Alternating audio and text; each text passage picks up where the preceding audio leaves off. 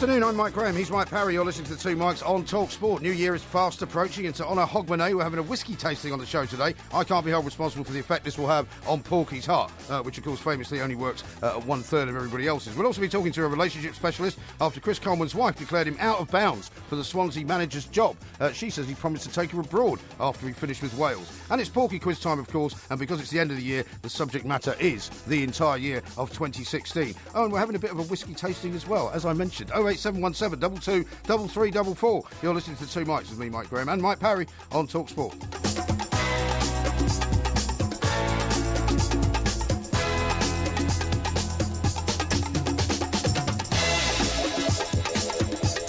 This is Talk Sport. We are the Two Mikes. It is Friday, the day before, of course, the Hogmanay season kicks off officially. We'll be back tomorrow to do an episode of the warm-up as well. But already around this area, people are starting to line up for the fireworks, aren't they, Porky? Well, indeed. And you know, they close some of the roads off because they don't want people to get into congestion. I don't quite understand it. There's a very nice hostelry in a road called Rupel Street near our Waterloo studios. Yes. And our studios in Waterloo, are they? I didn't know that. What do you mean? I didn't know our studios were in Waterloo. Where do you think they were? Well, I thought they were in Southwark. They're in Waterloo, man. This is not Waterloo. Waterloo Station is less than a 4-minute walk from here. Southwark Station is 3 minutes. I don't care about that. We are in Waterloo. No, we're not. Okay? We're in Southwark. You shut your gob when I tell you where we are. Steady. Do you understand? We haven't done any whiskey yet. Anyway, sorry, I lost control. Anyway, very good afternoon to you. Yes, very good afternoon to you, Mike. What I was going to say is the old hostelry, as I'll call it, down Rupel Street, is not opening tomorrow night because the police are closing off the road. Yeah, you can't get anywhere near, within about half a mile of the river, basically, because they've sold tickets for it. 10,000 tickets. Well, I don't understand this. I mean, can the police physically stop pedestrians and civilians in this country from walking down streets? Yes, they can. What they do is they put a load of barriers up, right? And the only way you can get through those barriers is to show that you're actually having to get somewhere because you live there or because you work there. Well, I think that's a disgrace. Why? That's an utter infringement. What happened to habeas corpus? They don't want people... What do you mean habeas corpus? Habeas corpus. What's that got to do with it? That's freedom in a free society. I didn't think that was what it meant, actually. It is. That's what the American Constitution was based on. Well, we're not living in America, The Fourth Amendment is freedom of movement, habeas corpus. Yeah, well, we don't live in America. Well, I know, but I mean, they based their constitution on what had existed in this country since the Doomsday Book. Well, in the same way that they control crowds going to football matches, they have to control the crowd going to watch the fireworks because they can't let too many people in, or else it'll be a massive crush. Well, yes, for health and safety purposes. But that hostelry I'm talking about, which is a very fine hostelry, it has a fire in the grate and all that kind of. We have occasionally imbibed it there for once in a while, short periods of time, and it can't open tomorrow night because there won't be any people. Well, what does that upset you? Well, I think it's disgraceful. I think it's a restriction of trade. And if I owned the said hostelry, I would I'd take action to make sure that a wrong was made right. Well, I don't think you'd want to, actually, because if you've ever been here on a New Year's Eve, and I have several times, you would not want to have a pub that was open because it would just get rammed with people. Well, yeah, but there's a lot of money coming across the bar. Yeah, I know, but sometimes you have to control a crowd in a way which is sensible rather than in a way which encourages bladderation. I believe in freedom of movement and the right to work. What will you be doing on New Year's Eve? New Year's Eve will be a quiet one for me. Will it? I don't usually go out on New Year's Eve. What I do actually sometimes prefer, because I think we're clear on Sunday. Like going around some of your rented apartments to see whether people are having noisy parties you can complain about. Aren't we clear on Sunday? Eh? We're clear on Sunday. You mean we're not working on Sunday? Yes, that's what I mean. That's New Year's Day. It's the one day over the next 8 that I'm not working with you. Exactly. And I will probably host a convivial lunch. A lunch? Somewhere in Stockbroke-about Surrey. Really? In a very nice, beautiful... Middle England type hostelry. What, on Sunday? Yes. Yeah. Who's going to be going to this convivial lunch? I don't know. I haven't invited anybody yet, right. but I'll work on it. You know what I mean? Yeah. Anyway, we've got to talk about Swansea. Swansea's still in the news. Chris Coleman is not going to be the next Swansea manager, despite you predicting that he would be. So you got that one wrong as well. Well, this is quite a remarkable story because for some unknown reason, people are trying to make mischief in the papers this morning, saying that Mrs. Charlotte Coleman, who is in her own right, independently, a terrifically good Sky TV presenter, has laid the law down to Chris and said that you're not taking the Swansea job because we're going abroad. Yeah, well, she says that he promised her that after he finished with Wales, they would go abroad. And he said he wants to go abroad again, hasn't he? Because he's managed in Greece before. Yes, indeed he has, yeah. It says here, the wife who ruled her hubby out of a job on Twitter. Well, all she's done is state a position which has helped everybody understand why Chris Coleman probably won't apply for the job. Do you think he's happy about it then? Well, of course he's happy about it. He's married to the lady. They've got 2 children, and you can tell that she's a highly intelligent woman who looks at situations and evaluates them. She's evaluated this one. But do you think that she asked him? Do you think she asked him before she sent the tweet out whether that was a good idea? Well, I have no idea. I have no idea. But what I'm saying is, I see shades of sexism in this. Sort of saying, has she got the right to dictate to Chris Coleman? But she's not dictating to Chris Coleman.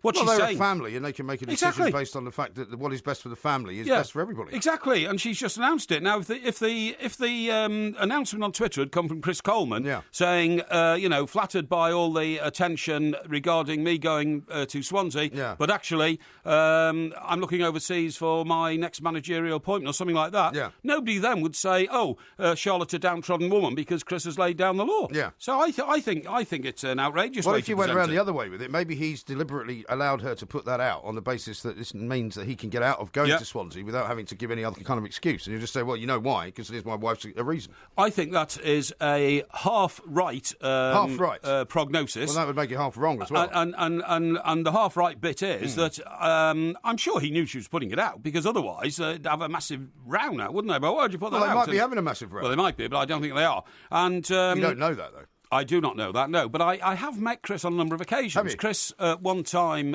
socially, because at one time he lived down in Stockbroker Belt, Surrey, in an enclave which included myself, Danny Murphy, Chris Coleman. Been speaking to Danny today? I haven't been speaking to Danny. Has he given you any inside information on anything? I don't take inside information off Danny Murphy. I think, that's... Because Roy Hodgson's name seems to have disappeared pretty sharpish from the manager's search, so you got that one wrong, didn't you? No, I have my sources, and, that's all I can say. Yeah. And a couple of Fulham players who all lived in the same sort of village, And he was always incredibly convivial, Chris. Where did you used to see him? Radius and Sharp, sorry? Where did you used to see him? In a coffee shop. A coffee shop? In a coffee shop, yeah. You don't go to coffee shops. No, but I walked past the coffee shop to go to the pub. Were you in there demanding a drink? No. Chris used to... that was just the estate agents. Chris used to sit in the window drinking coffee and sipping coffee on Sunday morning, reading the reading the Sunday papers, actually, because it was Sunday. Yeah. And... on his own? Yeah, sometimes, yeah, but he lived around the corner, so he said he just popped out for a cup of coffee while... it's unusual, isn't it? Well, normally you'd read the Sunday papers in the comfort of your own home, wouldn't you? No, domestic affairs were taking place at home. I think his cleaning lady was there or something. And I would, a strange place you must inhabit. No, not at all, and chew the fat about the previous day's games. I remember once I'd just come back from Everton and we'd beaten Manchester United, and we had a good long chat about the game. But anyway, the point I'm making is, I do think that it's, a bit off, really, to start trying to demonise Ms. Charlotte Coleman just for pointing out what the family plans are for the future. Well, who's demonising her? I'm certainly not. Hang on. The wife who ruled her hubby out of a job on Twitter? That seems like a bit demonistic to me. Is that a headline you're reading out? Yeah. Well, we're going to talk to Joe Hemmings coming up shortly, who's a dating and relationship coach who'll be trying to explain the very difficult dynamic that there must be sometimes between people who are in very, very well-paid jobs. Indeed. Who get offered very well-paid jobs in parts of the world where perhaps you might not want to go. I mean, for example, what if he gets offered a job in China? Well, I mean, that's always a possibility because bright young coaches, who've been successful in the West, so to speak, are in big demand in China. Yeah, well, I see they're trying to get hold of Ronaldo now, aren't they? Well, I haven't read that, are they? Yeah, they are. Well, some big, massive offer's been made for Ronaldo, but he doesn't want to take it up. It's ludicrous, isn't it? Why would he go there when the end of his career is nowhere near in sight? Well, yeah, because you've said yourself that, China's going to become the world's superpower of football. Oh, it is. One of these days. Oh, it is. In fact, actually, funny enough, I keep an eye on the development of China because I'm enthralled by the fact that whilst we're closing down coal-powered fire stations all over the place, China's opening one a week. Yeah.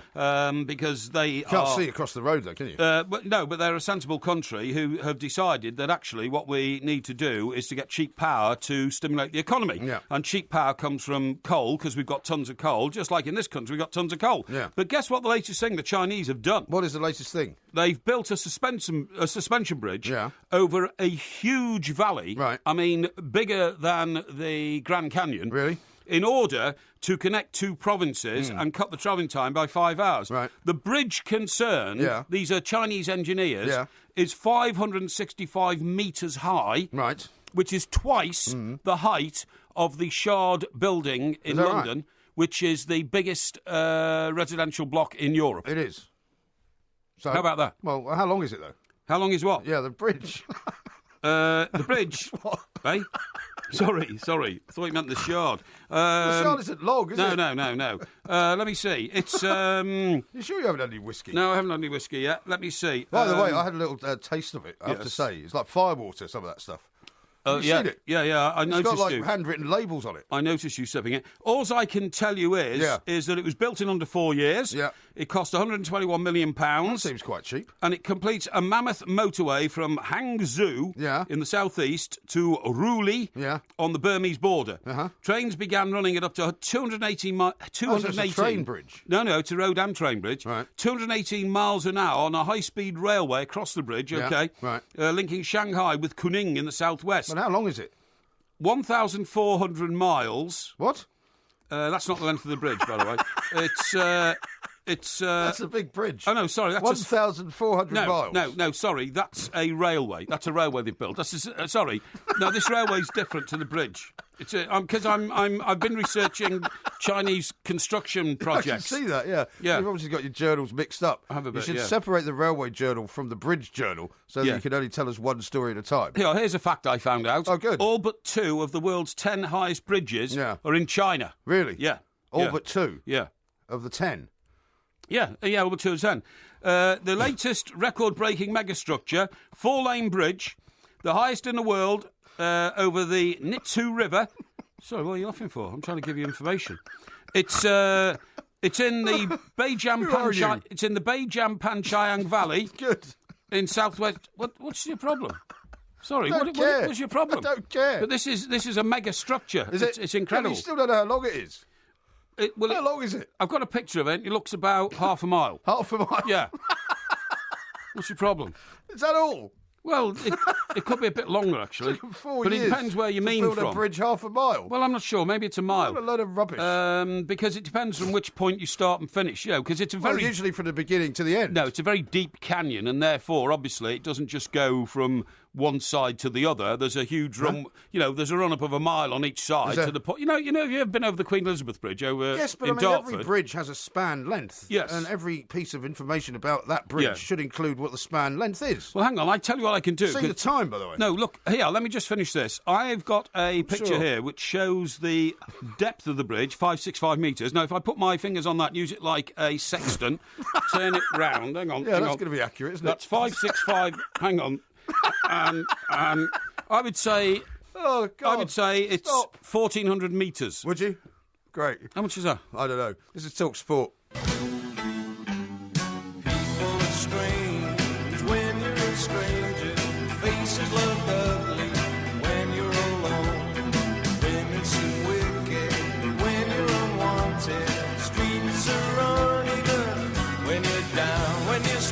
This is Talk Sport. We are the two Mikes. Quite a few people pointing out that you're completely incorrect about habeas corpus, which in fact has got nothing to do with freedom of movement. It's a right to against being wrongfully detained. Yes, that's right. So it's got nothing to do with freedom of movement at all. No, you don't understand the connection. Requiring a person under arrest to be brought before a judge or into court, especially to secure the person's release, unless lawful grounds are shown for their detention. Yes, but that, I'm afraid, is only the direct Latin translation. What you don't understand is that the point I'm making is that if you walk down a road, which the police say you can't walk down because they've suddenly assumed powers to prevent you walking down that road, you can't be arrested for that because you're on the Queen's Highway. No, but and if you are, you have to immediately demand to be released. No, but they can prevent you from going down that road. That's what I'm talking about. Well, if you move the barrier and walk down it, there's no problem. No, there is a problem. Anyway, we'll get more back to that later on because New Year's Eve, of course, is tomorrow night, and we will be preparing ourselves for it. Let's now talk, though, to Jo Hemmings, who's a dating and relationships coach. She's going to tell us about the dynamic, perhaps, between Mr. and Mrs. Coleman with regard to going to Swansea or not. Jo, a very good afternoon to you. Good afternoon. Yeah, Thank you very much for joining us. Mr. Parry says that some people are being terribly sexist about Mrs. Coleman because they're claiming that she's wearing the trousers in the relationship. Seems a perfectly normal thing to do, to say that your husband's not going to get a particular job because you've got other plans, doesn't it? I think it's fair enough. I mean, he's not on Twitter, is he? So he's got no way of doing that on social media. So she's made it very clear, in no uncertain terms, that he won't be taking that job. But, Jo, don't you, as a lady, sort of get slightly irritated that the way it's being portrayed is, as my broadcasting partner just said, this means she's wearing the trousers, she's telling Chris what to do, she's dictating the policy for the family. That's outrageous, isn't it? If there are a couple like that, they've probably discussed it before that tweet went out. Yeah, Yeah, I think she's a spokesperson for them, let's put it like that. Yeah. And whether that's by agreement or default, I don't know. But clearly, yes, it's something they've discussed. There's nothing in anything he's said at any point which said he was going to take that job. He's also said he was going to move abroad. It's like she's closing down rumour, and it's her role, and that's fine. You know, she's on Twitter, she does it, she's got loads of followers. Yeah. Get on with it. I wonder whether she's done it at his behest, because in a way it takes the heat off him, because he doesn't have to answer to Swansea and say, look, I can't really be interviewed. Because you know how some people don't like to say no. They find it difficult to turn people down. And this has kind of done it for him, if you like. It has, yeah. It may well be him saying, you put something out there, and then that just closes it down. It closes down the rumour mill, stops Swansea making any other kind of an approach. I mean, possibly he was contemplating it. It's a lot of money he was going to get. Oh, yeah, £1 million a year more. Well, that's the other thing, you see, because my broadcasting partner, Mr. Parry here, worships money. He thinks that money is the most important thing in I think it makes the world go round. In any relationship. And Quite a lot, though, isn't it? I mean, it's a bit of an influence. But I suspect they had this conversation. He may have, for a moment, thought, come on, you know, it's amazing money, it's an amazing job, what about it? And she probably said, no, we've already decided, you know, nothing is going to change that. And so by her putting it out there on social media, it's both saying to the people out there, okay, this is what isn't happening, and also making sure that he is 100% clear that there is no room for reconsideration. I think. It is quite an unusual situation, though, is it not, in the world of football? Because generally speaking, what we see of footballers' wives, for want of a better phrase, is that they tend to put up with an awful lot, regardless of what their Well, I think that's stereotyping. Well, them. no, hang on. I'm not stereotyping. I'm talking about specific instances of players that we know. We don't have to name them, but the players that we know who have been caught with other women. You know, more often than not, the wife forgives them, takes them back, because they quite enjoy the lifestyle, and it appears anyway that they don't really. She's not your average football wife, is she? Really? I'm not Oh suggesting no, come on, Joe, that's not fair. You're trying to make out that the average football wife is some bimbo who's been picked up in a nightclub or something. 2016. No, you can, but what I'm saying is, I know. Her career is pretty mega in its own. Exactly. She's a very independent woman, and a lot of them aren't. So she doesn't need his money to kind of for her lifestyle, is what I'm saying. Yeah, but the thing is, they've just had another child. They've had a second child, right? So my next question to you is this the development of the mechanic of the modern day marriage, where it's a lot more 50-50 these days than it was, say, when my parents, you know, were having children, and it was literally, you know, dad sitting by the fireside with his pipe while mother was hoovering the room. This is why he's never been married, you can tell, Joe, can't you? That's a bit harsh. I've now got a picture in my mind that I can't unsee. Yeah, exactly, yeah. That's right. Yeah, of course it is. Yeah, it's the way it's been going for a long time. There's a few old traditional situations, and you might say that about footballers and their wives, that we still hang on to from the 80s and 90s when they first appeared. And this is clearly a very different sort of relationship. Yeah, it's much more modern. It's much more balanced already before she said anything. So, yeah, it would come as no surprise that she was a spokesperson on social media. He's not even on it. But could it also be as well that, while this is quite a lot of money, it's not a massive amount of money like he could possibly be offered to go to somewhere like China, which is a much bigger upheaval than moving to Swansea. And the job maybe isn't all it's cracked up to be, because the bottom line is that Swansea are probably going to go down. They're probably going to be relegated, and he may not want to be associated with them. Absolutely. He's never said he wanted to be associated with them, really. He certainly didn't want to kind of manage them. So I think they just kind of stick into what they said. And, yeah, you're absolutely right. This whole moving abroad probably isn't a nice little chateau in France where they make their own wine. It's probably some stocking great job we don't yet know about. Well, exactly. Now, what would you say to Mr. Parry, Joe, as a man who's been a lifelong bachelor, confirmed bachelor, doesn't really... No, excuse me, I'm not a confirmed bachelor, Joe. What happened is... What are you then? Excuse me, are you a bachelor or not? Excuse me, I've been very ambitious in my life, and I always thought that one of the problems with trying to get on in the profession I was in, which meant travelling and moving around and being available in the middle of the night and all that... no other journalists ever get married. Excuse me, would kind of tie me down. Well, hang on, fatso, excuse me, I'm sorry I'm getting abusive to my friend here, but he's... That's really not very nice at all. I mean, because I stayed single, I managed to pursue a journalistic career in newspapers, which got me right to the top, okay? Really? No, so is there anything wrong? Is there anything wrong with me having felt like that, Joe? Do you want to settle down? You want to meet somebody? Or are you perfectly happy kind of ploughing on through the ambitious career of yours? Well, surely at the end of Sorry, Joe, are you sniggering? Yeah, she is, because what happens is, as your career inevitably falls off a cliff, as it is currently doing. Oh, yeah, you're still waiting for that, aren't you? You'll stand alone. I hope you're standing at the bottom of the cliff, mate, when I do fall off it. I'm talking to Joe. You'll be left all alone with nothing but a bunch of old cuttings to surround you, and you won't have any companionship. What's a ridiculous scenario? Well, it's never too old for love. You can get on with it. You just got to want it. You just got to kind of put that as He wants it, all right. He just doesn't want it for very long. It'll work around your career. But Joe, you sound like you're having fun. Joe, I can assure you, I have turned down many, many more proposals than I've made. Okay, that's all I can tell you. There's something good going on. Well, you made two, to my knowledge, so you must have turned down more than two. Excuse me, I'm not getting into that. Honestly, it's quite ridiculous. It's down to numbers, really, isn't it? Of course, it's down to numbers. Yeah. The two times he did propose, it was when he was in a state of drunkenness, and then he had to retract the proposal the following day. Just honestly, absolutely outrageous. See, once again, stereotypes and all that kind of stuff. I mean, the point is, Coleman's clearly got a modern marriage. Most footballers I know are married to very intelligent women. I just think that this actually shows the new balance in the new man, new woman relationship. Yeah, and anybody that's turning around and saying she's way too ballsy and she shouldn't be speaking out of turn are kind of wrong, because... Of course they are. She's the spokesperson in that relationship, and this is 2016, and that's perfectly acceptable. Exactly right. How will you be spending New Year, Joe, since you're on? How will I be spending New Year's Eve? Yes. Yeah, I'm not asking you out on a date or anything. I'm just asking you what you do. No, well, you see, I don't like New Year's Eve that much, so I am spending it probably with a bottle of champagne and Bridget Jones. Really? Oh, dear. Yeah. Oh, I'm sorry. Do you have some sort of relationship problem as well, then?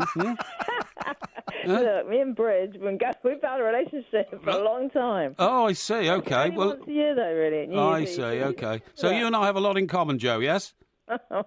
Sounds like we might. Oh, well, there you go. Certainly hope not. Yeah. Well, listen, have a lovely time, Joe. Thank you very much indeed. Joe, thank you very much. Dating and relationship coach. What do you think you've got something in common with her for? Well, because, Joe's decided to go on you're going to be watching Bridget Jones. An independent path through life, and I have, you see, and you think there's something wrong with that, but of course the top people these days make up their own mind about... The top people? They don't get sucked into relationships because they think society demands that they should. You just fear intimacy, don't you? I don't fear intimacy at all.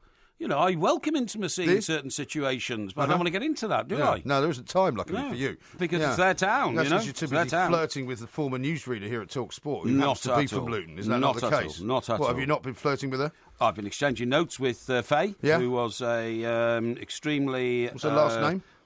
Faye? Yeah. Carruthers. Very good. But I didn't want to say that because you don't like my identifying people on the Well, you identify everybody else. Well, Faye's work here as a newsreader anyway. She was extremely good at her job, and she now works at other places. Yeah. But she is from Luton, and she was a great Luton fan. Yeah. And a very, very solid Luton fan. Even when they were in the depths of the non-league football arena, she was always there. Indeed. Now, what about this from Paul in Blythe, Northumberland? Yes. Porky, what about your drunken proposal when Mr. Brazil had to save you in a bar from some mad Eastern Europeans? Yeah, well, that was just a mistake. It was. Mistake? Yeah. How do you mean? Well, no, what happened was it was during a turbulent period, actually, at Talk Sport, and there are all sorts of people being hired and fired. Has there ever been any other kind? No, probably not, no. And was this when you were running it? Well, no, it wasn't actually. I think it was actually, yeah. And a bit of a mistake, actually, misunderstanding between myself. So you just send yourself out to places while you were the boss? Well, the thing is, I was doing the breakfast show in those days with Al, and we used to do it in all sorts of different locations. And also, we used to, once a week, we used to go off to sort of locations like Newcastle and I don't know, Birmingham, Manchester, and all that. We used to do what was called fans forums. Where were the Eastern Europeans? They were in a cellar bar in the city of London. Oh, were they? Yeah. And a Latvian lady who was a barmaid misunderstood what I was saying to her. Right. What were you saying to her? Well, I was just having conversation with her.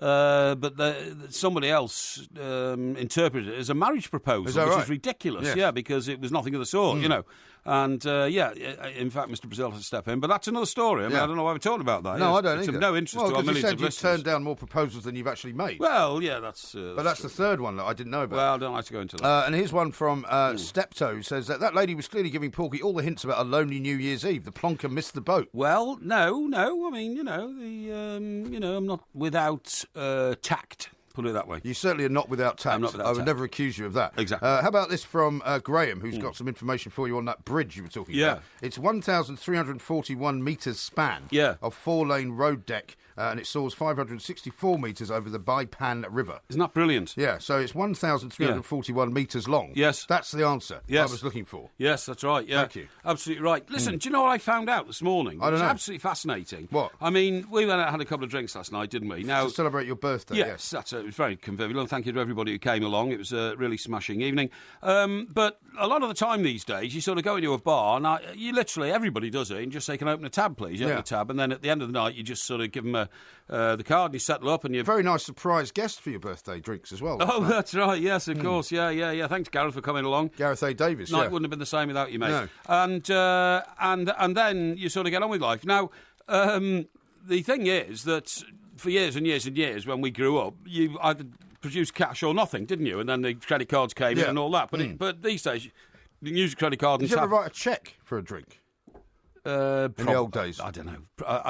Not very often, I don't think. But probably wrote a cheque in a... But you've probably never been broke in your life, have you? Well, this is what... of course I've been broke. Everybody's been broke during their lives. Yes, really? yes, of course. No, but you've been making money since the day you were born, practically. Well, that's irrelevant. I mean, the point is, I always had an investment sort of brain, if you see what I mean. I remember, for example, when I lived with my ex-wife before she became my wife, and my sister in Belsize Park, in this sort of top-floor flat. Yes. We'd sometimes have to club all the coins together that we had to see whether we had enough to go to the shop and buy a bottle of cider. What? Yeah, because we didn't have any money. Blimey, that's a terrible place to be in. But anyway, what I was going to say was, I read something this morning about Paul McCartney. Yes. And Paul McCartney, I would say, is the greatest living Englishman, alongside Rod Stewart. I think the two of them are the greatest living Englishmen, without a shadow of a doubt. Because, what about David Attenborough? David Attenborough, yeah, but I mean, many fewer people actually rise to David Attenborough than rise to Sir Paul McCartney or Rod Stewart, because...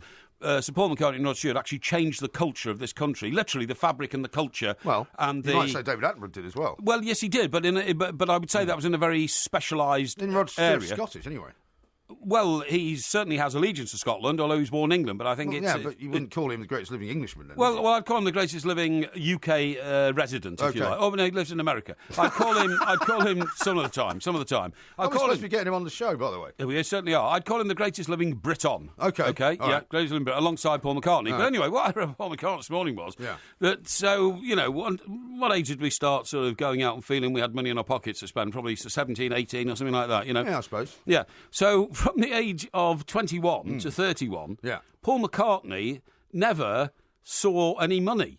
What do you mean? He never saw any money. Physically didn't see it? He didn't see pound notes as they were in those days. Well, because like the Queen, he never had to actually use money. He didn't have coins in his pocket. Right. He didn't have to hand money over a counter in a pub or a shop. Well, he probably couldn't go out, could he? Because he was too well known. He literally didn't have any money. Yeah. And then the Beatles broke up, of course, right? And the first thing he did, I remember the story at the time, was he put a load of musicians in the back of a white van, drove up to Nottingham University, and suddenly appeared in the Students' Union bar and asked if he could play. Right. So all of a sudden, all these students were suddenly presented with one of the world's most famous men, Paul McCartney of the Beatles. Why did he choose Nottingham, do you think? He just went up the M1. Yeah. He just went up the M1 literally and said, well, should we stop? And then they saw a sign, Nottingham, said to somebody, is that got a university? Yes, let's go there. Right. And he went into the Students' Union. And, the guys from the Students' Union said, sorry, what did you say? Because this bloke got out the van and went in and said... didn't believe it was him. Well, exactly. Well, the driver of the van got out and said, oh, hello, look, we're going to do an impromptu gig here tonight, in your student, so you've got a stage. And, he said, well, why have you chosen not... Well, who wants to do it? Yeah. He said, Paul McCartney. So, obviously, they thought there was a wind-up. It was a wind-up, and all that kind of stuff. And then Paul McCartney got out the van and came in and said he was going to do it. But the problem was... As they then went on this sort of little tour of venues to get used to not being in the Beatles, people were asking for money, for things like petrol and all that kind of stuff. He'd never seen money in 10 years. He didn't even know what money looked like. But surely before he became famous with the Beatles, he must have had plenty of opportunities to spend money when they were in Germany and Hamburg. Well, that's what I said, but that was before he was 21. Well, yeah, but surely he knew that you would need money. No. If you go 10 years, Mike, without doing something, so if for 10 years you didn't drive a car because, you sat in the back of it all the time, and then somebody said, you'll drive your own car now. It would be a challenge. Yeah. A huge challenge. Not necessarily... Well, I remember Piers Morgan telling me this, that after he stopped being... Because he'd been an editor for something like 12 or 13 years. That's right. And suddenly he was out of a job and he got fired by the Mirror. That's right. And he had to do things like post his own letters and send his own cards. And he didn't know how to do it. He didn't know how much anything cost. That's right, yeah. And he hadn't driven anything on his own, on his own in a car. That's right. For ages. That's right. And the car thing is not necessarily learning how to actually manually drive a car, even if it's an automatic. It's about roadcraft. Yeah. It's about not realising you've got to stop at junctions and all that kind of stuff. You just lose it completely. Yeah. Do you know, by the way, I have to say, now the way that they've constructed London with all these various... I mean, you're talking about closing down all the roads tomorrow night for the fireworks. Yes. It's so confusing now when you drive around London because there's so many lights everywhere. Have you noticed? Exactly. If you drive around at night now... Right, there's a light for the cyclist lane, which turns a different colour to the light that's in front of you. Oh, absolutely. There's a light for the filter lane, which turns a different colour to the light in front of you. Yeah. There's about 4 other things going in different directions. Yes. Like where you're looking, where you expect something to be travelling towards you, and it's actually going in the same direction. That's right. It's unbelievable. Yeah, it is unbelievable. Very confusing. If we are doing a late show and I leave here in the middle of the night, so to speak, I come to a junction with Kennington Road, which goes out to sort of Wimbledon, and I want to turn left and go through Brixton to go south into Stockbroke Well, Surrey. Yes.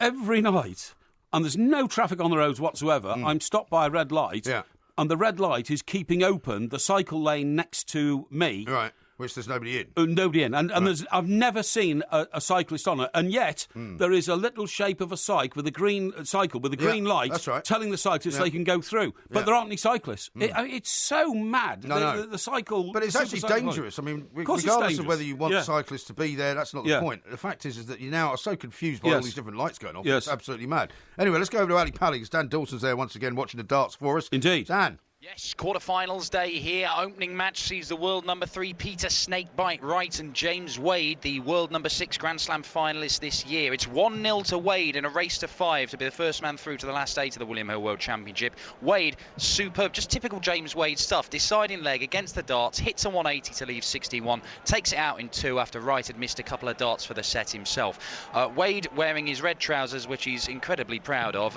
Outdone by Peter Wright, though, who's wearing some red and white check number. They actually had a bit of delay before they started here. Some air vents in the ceiling had been left open, so they did all their walk-ons ready to go and then wandered off for 3 minutes. It all went very quiet here in Ali Pally, but we are underway. Gary Anderson, the defending champion, on the way after this one to take on the big scoring Dave Chesnell. We've got world number 1 Michael van Gerwen tonight against the outsider Darryl Gurney, and then the El Clasico of darts, Phil Taylor and Raymond van Barneveld. 21 world titles between them, all fighting out for a place in the last 4. Yeah, and Dan, Phil the Power Taylor got through against his last opponent. Was it Kevin Painter? And why does he dislike him so much? Well, it was Kevin Painter in the second round. It was Kim Huybrechts last night in his last game.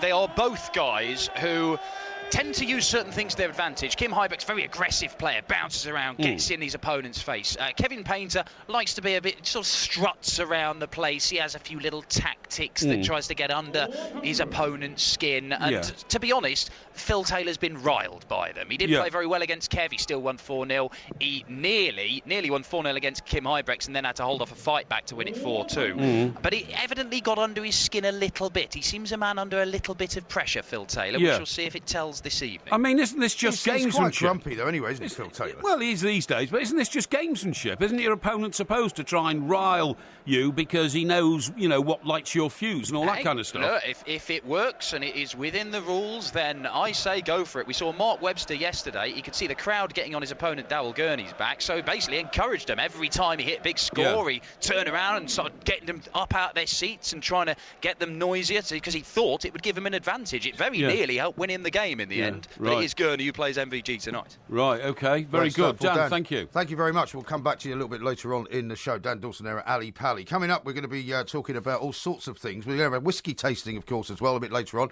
And I can reveal that some of the whiskey is so strong that it will literally blow the top of your head off. Do you know what I've just seen? What? On one of our monitors here in the studio, and we've got a whole cascade of them. You're going to talk about the mad skiing event?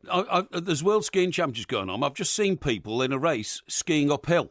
Yeah, well, worse than that. Do you know what they were doing before that? What? They were shooting things. What? They were shooting with a big gun. Oh, well, that is a recognised Olympic sport, isn't it? Shooting with skis on. That's outdoor shooting or something, yeah. Outdoor shooting? Oh, yeah, I see as opposed to indoor shooting? Yeah, that's right, yeah. They shoot things in trees and that sort of stuff. But it's amazing that... It's on a track, though. Eh? It's on a track. It's on a track, is it? I know. There's no trees in there. I think it might actually be indoor shooting. Hey, look, he's put his gun on his back and he's off. Yeah. I mean, it's a dangerous sport. These guys, look like paramilitaries. It's like something out of the Bourne Identity. But skiing uphill. Yeah. How mad is that? Yeah, well, I imagine it's quite difficult as well. Yeah, exactly. That's like climbing down a ladder. What? Isn't it? No, climbing down a ladder's easy. No, head first. This is Talk Sport. Paddy's Punts on Talk Sport with Paddy Power. Check out the new and exclusive Cash Card Plus, where you can get instant access to your winnings. 18 plus gamble aware. Ladder is easier if you turn it upside down first. Somebody's taking the mickey. Now, I've got one here. If you want to read out, because it's from a fan of ours. It's from Paul. He says, "Hi, gents. Could you wish my wife, Sarah, a happy 40th birthday today? She is a big fan." And there's a picture of Sarah with us individually. We reckon that probably could be our concert in Rugby, but we're not sure. So, Sarah, anyway. Show. The show? Show, concert. It's not a concert. It is a concert for me. It's a performance, as far as I'm concerned, okay? Yeah. I see. Sarah, have a very, very happy birthday, and may I just say that for 40, you look incredibly alluring as though you're only 30. What do you mean by that? Well, I'm saying alluring? Yes, that's right. Super. Yes. I'm saying that... Are you sure you haven't been at the whiskey? No, not yet. You're looking extremely well, Sarah. Well done. Yeah, thank you very much indeed for the tweet and a happy birthday. Let's talk to Lee Price from Paddy Power, because an awful lot of football coming up this weekend and all the way through next week. Lee, very good afternoon to you. Afternoon, gents. How you doing? Yeah, very well indeed. Mr. Parry's team in action tonight. Everton going to see Hull. He's very confident that it's going to be another 3 points for them. Very confident. What do you say? Yeah, he should be confident. Hull can't buy a win at the minute. They're 3-1 at home, which is pretty desperate. They haven't scored in 4 out of their 5 games this month. Everton are odds on the road tonight, 19-20. The draw's 9-4. So I'd back the Toffees, I'd say. OK, Lukaku to score 2, please, Lee. I mean, I'm looking at 15-1 for Lukaku to score twice. He's 7-2 to score first as well tonight. Oh, well, there you go, you see. That's not bad. What do you make of these stories about Ross Barkley being sort of hunted down by Tottenham? I mentioned this to you the other day. And now it's all being written about by some very, very serious journalists, particularly in some of the broadsheets. Have you seen that, Lee? Do you think that's going to happen?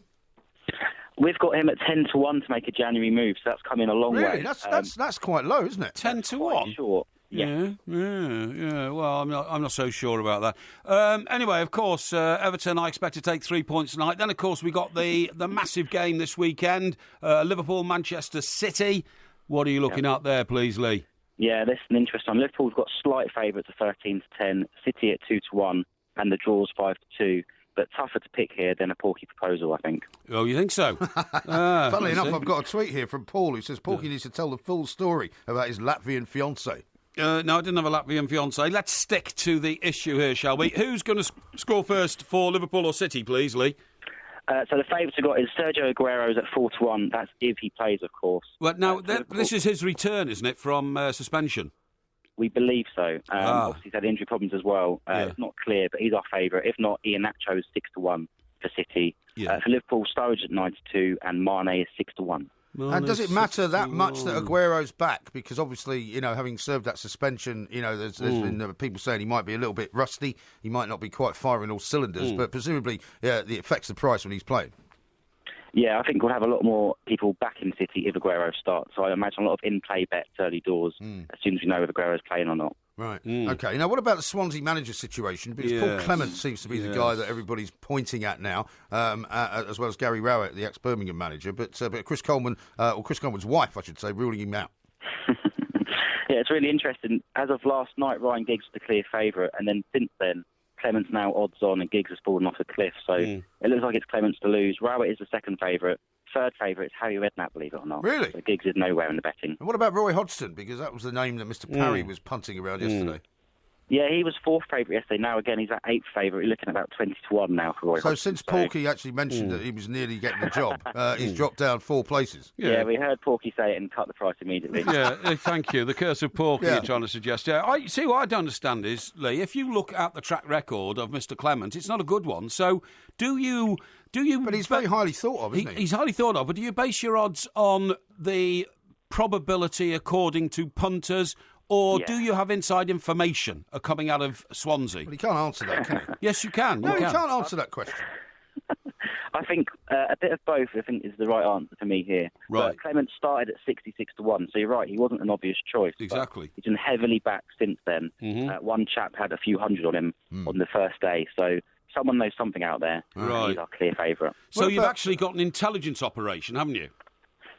Yeah, that might be slightly generous, but yeah, we'll say yes. Intelligence operation, It's yeah. I've seen the right. intelligence operation because I've been with Paddy Power in the box at Cheltenham, and I have to say it's a very intelligent day out. It's not just down to him, is it? Obviously. It's definitely not. No. And what about who are you, Ian Holloway, or Onion, as he was known at school, because he was always moaning and groaning. What are the chances of him not making it to the end of the season with QPR? Yeah, he's not had a good time of it, has he, at QPR? He's shot up the sack race. He's our favourite to be the next Championship manager to go. Is he? You're looking at close to odds on now. Yeah, he's just not in a good place. He needs a win quickly, I think. That's the definition of failure with a capital fail, isn't it? Absolutely right. It certainly is. Well, it's all fascinating stuff and loads of football. I mean, you'll hardly be resting, I would have thought, between now and a week tomorrow, because there just seems to be football on, Premier League football anyway, pretty much every day. Yeah, this makes festive season good, isn't it? I mean, we're all looking forward to this period. Every day, football coming thick and fast. I can't wait. Yeah, absolutely. Great stuff, Lee. Thank you very much. Thank you very much That's indeed. Lee Price from Paddy Power. Stop having a dig at Porky. Paddy's Punts on TalkSport with Paddy Power's new and exclusive kicker feature. Place a kicker bet, and if your team wins big, you win bigger. Mobile only, 18+, gambleaware.co.uk. T&Cs apply. Here's one from someone who says, Dear Two Mikes, will Porky... Oh, it's from Mac in Hull. Will Porky be at the Hull game tonight? Who are you? Surely that's the exclamation of the Toffees players when they saw Porky jumping up and down outside their train window. I think that's true, actually. Although the thing was, he was inside the train and they were on the platform. Exactly, and I was waving at them and they acknowledged me, but they were concentrating because they had the next game on their mind. Yeah, Neil says, you should have asked Lee from Paddy Power what odds you'd give on Mike Parry doing a whole show without mentioning John Lennon. We haven't mentioned him yet. No, I haven't. Paul McCartney, though. Yeah, that was the first mention of it. Yeah. I won't be at Hull tonight, I'm afraid. Why not? We've got a show tomorrow. And so? Yeah, well, I'd like to prepare for these shows in the proper manner. Oh, yeah? And, how is that going to work, then? Driving 200 miles to Hull and back, I'm afraid, overnight would not. So what will be your preparation for the warm-up tomorrow? Early to bed? No, because it's live on the communication devices I have at home. Yeah, but it finishes at about 9:30, doesn't it? Yeah, well, I might enjoy a drop of red with the game. Really? I do. I call that relatively early. Yes. Actually, just reminded me, I've got to order some wine. Right. Yeah, because I've got some stuff coming tomorrow. Better get on with it, mate, because, New Year's Eve is approaching. They close down early. Here's one from BMW. He says, sounds like Porky's already mullered. He sounds more insane than normal. Oh, come off it, Hey, by the way, yes. What about that amazing story we heard last night about one of our colleagues? I mean, they're following hard on the heels of that shocking door incident where Sandy Wall walloped the smashed a man in the face. Guy, what was his name? Frey.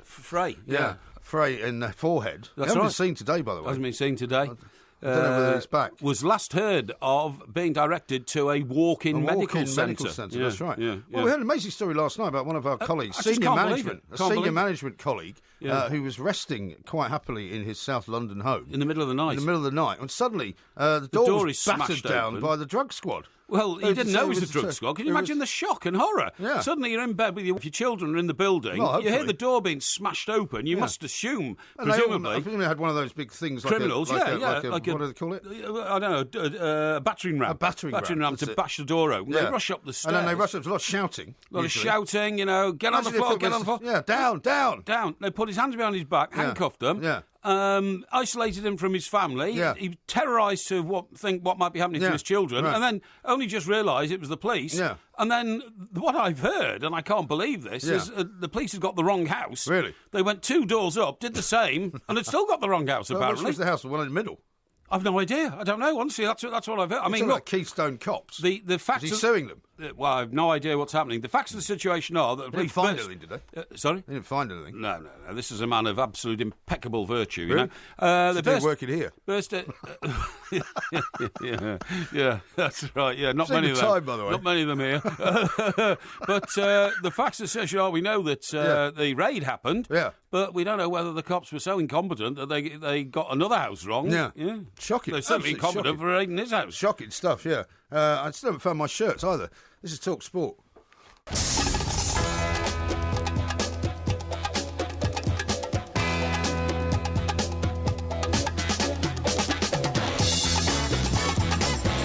Good afternoon, I'm Mike Graham, he's Mike Parry. You're listening to the Two Mikes on Talk Sport. Coming up in this hour, Graham Courtney's going to join us, looking ahead to Newcastle and Nottingham Forest tonight, and of course Hull against Everton, the first of a massive weekend and a massive week of Premier League fixtures all through the first week of the new year. Ian Cruz is going to join us as well. He's Talk Sport's digital editor and, believe it or not, resident of Luton, which is apparently the most desirable place to live in the entire country. 08717 223344. The Porky Quiz of the Year coming up as well a little bit later on. You're listening to the Two Mikes with me, Mike Graham, and Mike Parry on Talk Sport.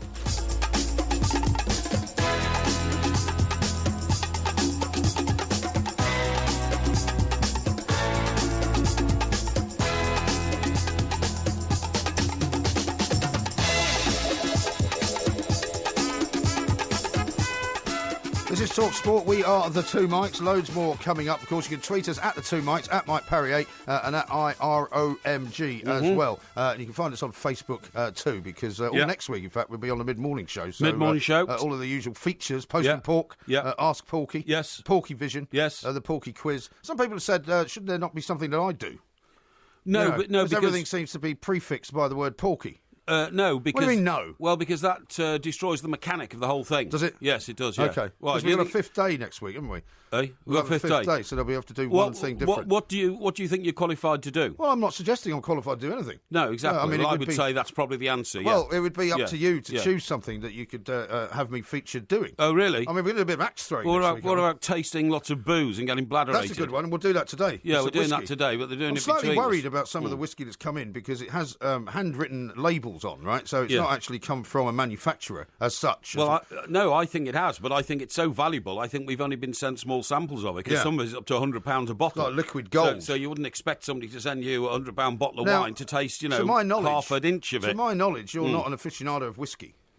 Well, I can adapt. Don't worry about that. I can adapt. I used to drink gin when I knew you in New York. Right? Yes, but I've never seen you drink whiskey ever. I'm not a great whiskey drinker, but let me tell you this: I remember when I was following Everton in the 70s. Yeah, we won the championship in 1970, and then we had a bit of a low period, and then the late 70s we got quite good again. We got to the semi-final of the FA Cup. I remember we played Liverpool at Main Road, Manchester City. But in that period, we did an awful lot of travelling around to away games and all that. And what used to warm us up was always whiskey chasers. You have a little flask. Oh, always. We always were drinking the old pints with whiskey chasers. We carried flasks with us into the grounds and all that kind of stuff. So I did drink a lot of whiskey in those days. Yeah, well, it does keep you warm, doesn't it? Yeah, it does, yeah. Very We used to do that on the golf course. Used to keep a little flask. Yeah, that's right. Some people I used to play golf with used to have stuff called Kummel. You ever had that? No, what's that? It's very popular amongst sort of rugby players. Oh, yes. Yeah, I think what is it? I think it's a sort of Dutch liqueur of some kind. Oh, is it? Yeah. But again, it's very firewater-like. Not take too much of it. Sounds a bit strong. Listen, have you seen this amazing latest plan from Amazon? I mean, one of these days they're going to take over the world, Amazon, but they're going to have a floating warehouse. A floating warehouse? Yeah, like a spaceship. What, you mean in the air? Yeah. In the air? Where else do things float? Well, they float on the water. Idiot. Yeah. Oh, I see what you mean. Yeah. Okay. Yeah. Right. Yeah. In fact, that's mostly where things float. That's right. Actually, you don't really call things that float in the air. Yeah. No. I mean, a balloon. Yeah. This floats in the air. Does it? Or does it not fly? A balloon flies. Yeah. Balloon flies. You fly a balloon. Yeah. So it's going to be a flying warehouse then. Well, no. It is literally just going to hover in the air. Well, it's still flying. No. It's going to be stationary, right? What do you call a Harrier jump jet when it's hovering? An aeroplane. Yeah, but it's flying, isn't it? Yes, I suppose you're right. Yeah, but anyway, look. So floating is in fact the wrong term. No, it's not. That's what it's going to be doing. It's going to be. Well, is it going to be tethered? Well, yes, it is. It'll be tethered by retro jets, which keep it in place. You see what I mean? In the same Where are they place. going to do this then? Well, over Luton. No, not over Luton. No, and by the way, you said Luton's most desirable place. It's not. It's the. Well, you told me it was. No, what I said was it's the property hotspot. Now it's the property hotspot because people are going to Luton. So well, then it must be desirable. No, it's not. Well, why are people going there? Because there are opportunities for work, and because we have had an influx of a lot of people in this country over the last 4 or 5 years, and they've decided that Luton is good value for money property. So they've gone there. What sort of work do they do there? Well, lots of things. Like what? Manufacturing, that sort of stuff. Really? And just making that up, aren't you? No, in the service industry. But anyway, look, I was telling you about the Amazon. Yeah, well, where are they going to do that? Eh? Where are they going to do this hovering business? Well, it'll be somewhere where it's... Are you sure about this? I'm certain about it, yeah. It's not April Fool. No, it's not April Fool. What'll happen is it'll hover somewhere which is central to its operation, and then... Well, haven't they got a big warehouse somewhere up near Northampton? Which is massive. You know the one that we all see the pictures of at Christmas? Where they send all the books out at Christmas and the DVDs it's not just books. and all that. Amazon sends everything. That's right, yeah. But anyway, look, the point of the story is... Yeah, what is it? The reason why this huge warehouse will be hovering in the air is because what they'll do is they'll dispatch drones from it, and the drones will fly to your house. A bit like the Death Star. Yeah, a bit like the Death Star. Yeah. And the drones will fly the package or the goods to your house, and they will drop them on your doorstep and then fly away. Isn't that brilliant? Well, I don't think it is. I mean, this really is a space age, isn't it? Well, it's not actually, because at the bottom line, right? Who wants a big thing like that hovering? I mean, if it's anything like the size of the warehouse they've got in Northampton, it'll block out the sun for a start. No, it wouldn't. I mean, where are they going to put it? Well, it'll probably move around, I would imagine. But look, it says just with this massive warehouse in the sky. It says the company has submitted detailed plans for storage depots in the sky, which will hover over towns and cities at 45,000 feet. So that'll be like a tiny dot, really. 45,000 feet. Well, then it's interfering with aircraft, isn't it? No, because most aircraft fly at 35,000 feet. No, that's not true. No, most do. No, they don't. Most have a ceiling of 35,000 feet. Well, last time I was on a plane, was going transatlantic, it was flying at 45,000 feet. Was it? Yeah. Okay. Well, it wouldn't fly at 45,000 feet over Britain as it's taking off or landing. You see what I mean? No, it wouldn't, but nevertheless, exactly. There are planes which fly over Britain because they've come from places like Bonn. Yes, could be. And Berlin. Could be. And Rome. Well, I mean, look, we've got a very efficient air traffic control system in this country, and I'll make sure it's not in the same place. Tethered floating warehouse in the sky. Anyway, it hovers over towns and cities at 45,000 feet, and then drones buzz back and forth to customers. It'll be like that Independence Day thing. Do you remember when they got the huge spaceship just hovering over the desert? That's right. The ships could speed up deliveries of goods around the world. I'm getting it from my scientific research papers. The ships could speed up deliveries of goods around the world. Is there going to be anyone in it? No. Well, yes, there will be. Yes, there will be. No, yes, there will be. What, pilot? Well, there'll be a pilot, but there'll also be workers in the floating warehouse. How long will they be up there for? Well, I don't know. Do I? Will they sleep up there? Well, I don't know. Do I? I'm not running this business. Hang on. A patent lodged in the US by Amazon suggests that a fleet of support ships will be used to restock the structures in the air. I mean, this really is. It's mad. This is Star Wars. This is Star Wars territory. Star Wars? Yeah, I mean, without the war. Without the war bit, you know what I mean? You mean Star Wars? Star Wars. That's what I said. No, there's emphasis on the first word, Star Wars. Yeah, but without the wars, there won't be any lightsabers or anything. The patent suggests the world's biggest online retailer is planning to increase its use of unmanned flying vehicles to make deliveries. Earlier this month... But hang on. What's the point of it, though? Because you have to take the stuff up there, right?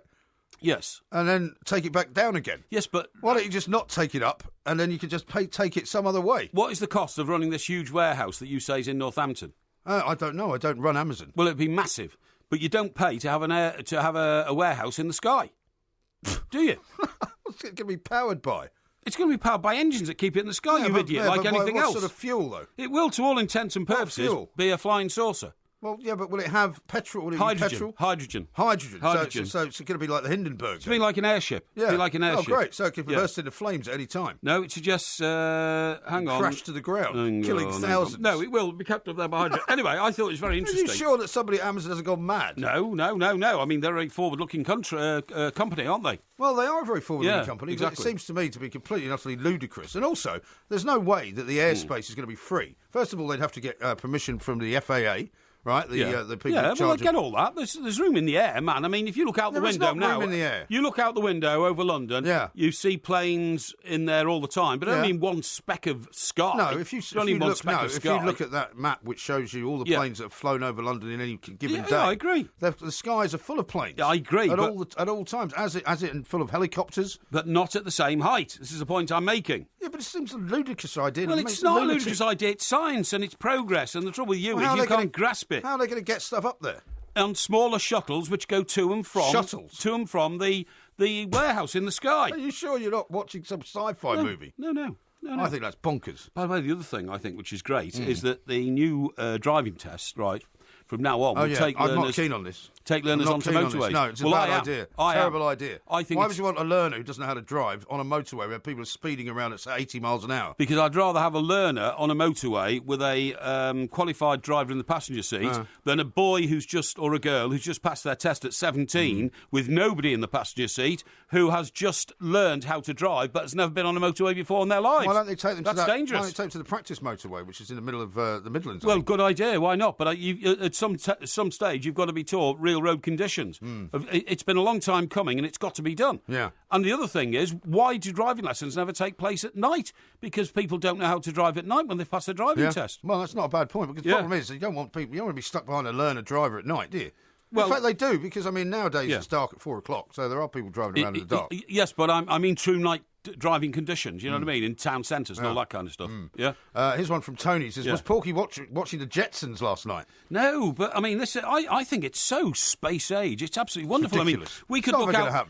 We could look out the window, right, this time... You've seen the time. Hang on, look at the clock instead of looking out the window. Don't worry about the time. In 2 years' time, we could see this big bubble in the sky, and it could be an Amazon warehouse floating in the sky with all these drones coming out, delivering goods all over the place. It's brilliant. Ridiculous to me. Hideous. Anyway, coming up, we're going to talk to Graham Courtney, a bit more down-to-earth discussion about Hull versus Everton. This is Talk Sport.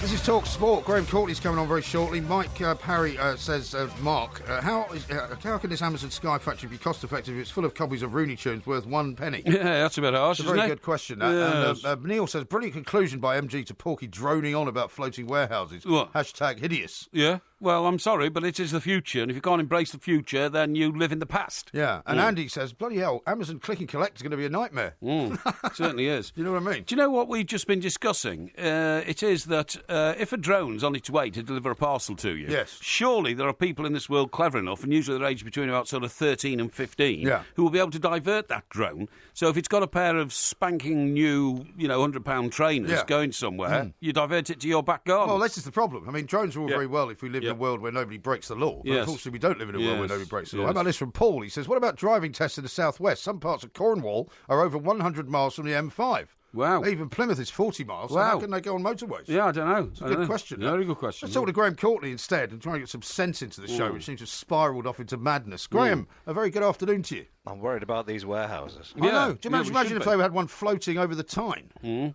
Well, it would be down within days. Well, yeah, it certainly would. Now, Graham, last time I visited your rather palatial residence, the East Wing, was it? It was the East Wing. You did invite him to your house, didn't you? Yes, you did. Yeah, and you availed of me a rather nice glass or two of wine. Now, I noticed there were a few boxes around there. Can't you see the prospects for a wine delivery situation where you've got it all stored in the sky?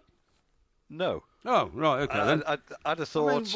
boxes of wine are very heavy for a start. Yeah, but drones instead of a drone, are you it doesn't travel well either. You can't have a drone carrying a case of wine. Why not? Because it's too heavy. Rubbish. You got a bigger drone. Anyway, let's talk about... I'd have to be the size of a helicopter. Let's talk about Hull and Everton, because I feel Everton are on a roll here, Graham, and Lukaku, his boots are on fire. Yeah, well, that's not going to be good for him, is it? Well, it might be difficult playing with your boots on fire, actually. I mean, you'll know better than me, but I think it's Everton's away form which has been a bit disappointing. 10 points from a possible 27 on the road. Absolutely. We lost 4 consecutively, I'm afraid, so that wasn't good. But anyway, we've halted that problem now at Leicester, so I believe that we're on the way back. Well, I think following the Arsenal result was the one where things have really started to turn around. A bit of self-belief coming back as well. Yeah, then we got turned over by Liverpool, unfortunately. Yeah, well, that's the way it goes. Yeah. I can't see it having too many problems at Hull tonight. But well, no, I can't either. But, these games in which you store up 3 points in your head even before the game started are the ones where you can fail if you don't concentrate. Yeah, you're absolutely right. I mean, actually, Hull, at the moment, they're not playing all that badly. I mean, the Man City game, I know the usual story. You look at the result and go 3-0. They got tonked at home by Man City, but they didn't.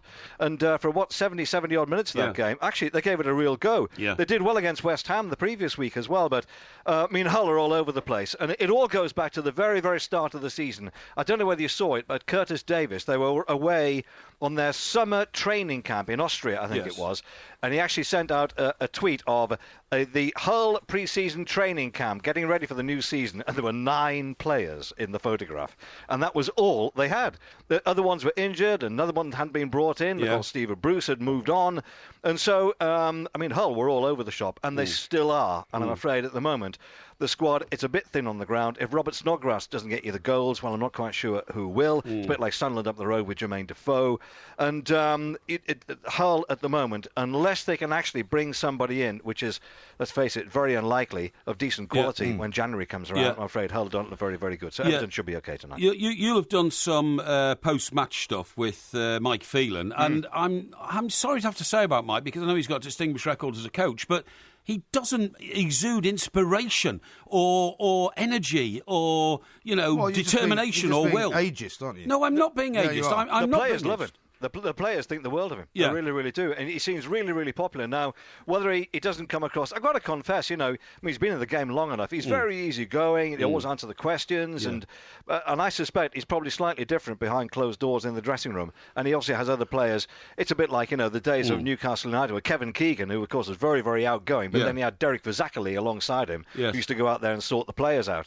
And I suspect that's probably the case at Hull City as well. But his hands are tied. I mean, it's not only his hands, it's, arms, legs, everything as well. Yeah. Exactly. So, and he's hoping to try and bring in somebody over the January transfer window. Now, whether the Lambs, the owners of Hull City, want to do it, because they're plainly trying to flog the club and get it on the way. So I suspect there'll be very, very little in terms of money made available. So you then have to say, well, are there going to be any outgoing players? Well, the only outgoing players you'd really look at are Robert Snodgrass, and if he goes, well, that's the end of that. Isn't it a bit surprising that there isn't a sort of potential owner out there? Because, albeit that they may be going down and there may be nothing anybody can do, it's still thought of as a pretty decent sort of thing to have in your portfolio, isn't it? A football club in the Premier League. Absolutely. I mean, the club's in a mess at the moment. I mean, they're falling out with the fans. There was this carry on about changing the name of the club and absolutely everything. But there are continued links with, what do you know, a Chinese consortia who are going to come in. Bound to be. But there have been 2 or 3 of these now, and nothing has happened. Yeah. So whether it gets to the point now where anybody who potentially is now looking at Hull City thinking, shall we just wait until the summertime, see what happens to this football club? And, you'll then get it at a knockdown price. And of course you will, And then you get some investment, bring it in and see if you can regroup in the Championship and get it back up to the Premier. Yeah. And then really kick on from then onwards. But I think at the moment, there are too many people out there probably sitting on their hands thinking, I'm afraid with the squad that they've got, Hull City, they just don't look strong enough to survive. Now, talking of the Championship, Newcastle taking on Nottingham Forest tonight. Hard to believe that Newcastle aren't top of the league anymore. Well, they keep throwing in the odd result. Actually, it was at the Sheffield Wednesday game the other night, and they were awful. They were absolutely Graham, awful. I couldn't believe when I looked at the stats, sorry to interrupt you, they've lost 4 games at home already this season. It is. That's incredible for a team that's going to run away with the Championship. Correct. Their home form is absolutely appalling. Bear in mind, I think the Sheffield Wednesday game was the biggest crowd in the Championship this season. Yeah. That's the sort of support that they will continue to get. Now, whether some of the players are freezing, I don't know. I would like to see Mitrovic playing up front alongside Gale, but that doesn't seem to happen. Now, whether he doesn't get on with Rafa, I'm not quite sure. There's always a bit of tinkering going on. I still think at the moment, that Rafa Benitez isn't 100% certain what his best starting 11 is, but I still feel as though Newcastle are going to be good. It's the old story, isn't it? Don't look at the starting 11, look at the bench, and then you will see how strong a team is. Newcastle are strong overall. They will ride things quite nicely. I still fancy Newcastle, and then after that, I tell you what, from then onwards, Brighton, well, obviously they're in the box seat at the moment, but the real surprise is Leeds. Yeah. Yes. With Gary Monk. Where would Swansea be now if Gary Monk was still there? Well, exactly. And, but Leeds, there's another basket case club for you as well. But at the moment, Gary's gone in there. He's settled the whole thing down. He's got the players playing some decent football as well. They're getting results away from home too. So I think they're 4th in the table at the moment. And, they're already looking pretty good for a playoff position. And who knows, what would that be like if Leeds got back to the Premier? Yeah, great, wouldn't it? Absolutely. Tremendous stuff. Graham, thank you very much indeed. Thanks, Graham. All the goals as they go in tonight. Hull taking on Everton in the Premier League. Newcastle against Nottingham Forest, of course, as well. I should mention, by the way, because I did predict this yesterday, that Who Are You, Ian Onion Holloway, has now dropped down to 21st place because Burton Albion beat Rotherham last night. Yeah, you're right. So he's only 1 slot above relegation now. You're absolutely right. And as we heard there from Paddy Power, he's now odds on to be the next manager sacked in the Championship. Bad news. Give him the job. This is Talk Sport. Who are you? Flirting away with Faye Carruthers earlier. I was not flirting with Faye. Faye's a top professional, and we work in the same professional arena. Simple as that. You were flirting with the dating expert. Not asking at her all. about her Bridget Jones night in. Well, she volunteered that. She volunteered that. Now, how about this? Somebody's posted a picture on Twitter in which it says missing gates at Porky Towers. Now, is that your Gosport gaff? I can't confirm or deny that, I'm afraid. Well, apparently there's no gates on it. No, I don't know anything about that. I'm sorry. Have somebody nicked the gates? No, I'm not in the construction business. State of the place. No. Horrible looking, isn't it? What are you on about? It's awful looking. I can't make any comment. Is that your gaff? I can't make any comment on all that sort of stuff. Is there a cone outside? No. A tape over it? Don't know what you're talking about. There's some kind of police forensic lab down there. Now, how about this from Glenn? Yeah. This Amazon floating storage idea is just reinventing the use of old technology. I'm a minor investor in the Airlander project based in Cardington, Bedfordshire. Yeah. It's helium, Porky. Hydrogen is what did for the Hindenburg. Oh, right, okay. Well, I told you that. Yeah, well, I'm glad to know that we got a safer gas now. Thank you very much indeed. James says, let's see if the airship Plank changed his mind when that Amazon warehouse is hovering over his penthouse balcony. Well, I wouldn't mind, because, the old drone will come down, deliver another case of Pinot Grigio. They won't Thank be you very much delivering indeed. wine to you, I'm telling you. They will. They will. You get bigger drones, honestly. It's not a problem. Now, I tell you what I want to talk to you about, right? Yeah, this is really interesting stuff. Now, I would say that... like the bridge? Yes, that's right. Here at TalkSport Towers, I think we have a very pleasant working atmosphere most of the time, wouldn't you? I would say most of the time, yes. Sometimes... You're talking about you and I, or just everyone? I'm talking about everybody, I think. Well, apart from when occasionally people get sort of, practically mortally wounded by a door. I was about to say, apart from when people innocently get smashed in the face by really heavy doors... Frey's actually here, by the way. He's got a big plaster on his forehead. He's got...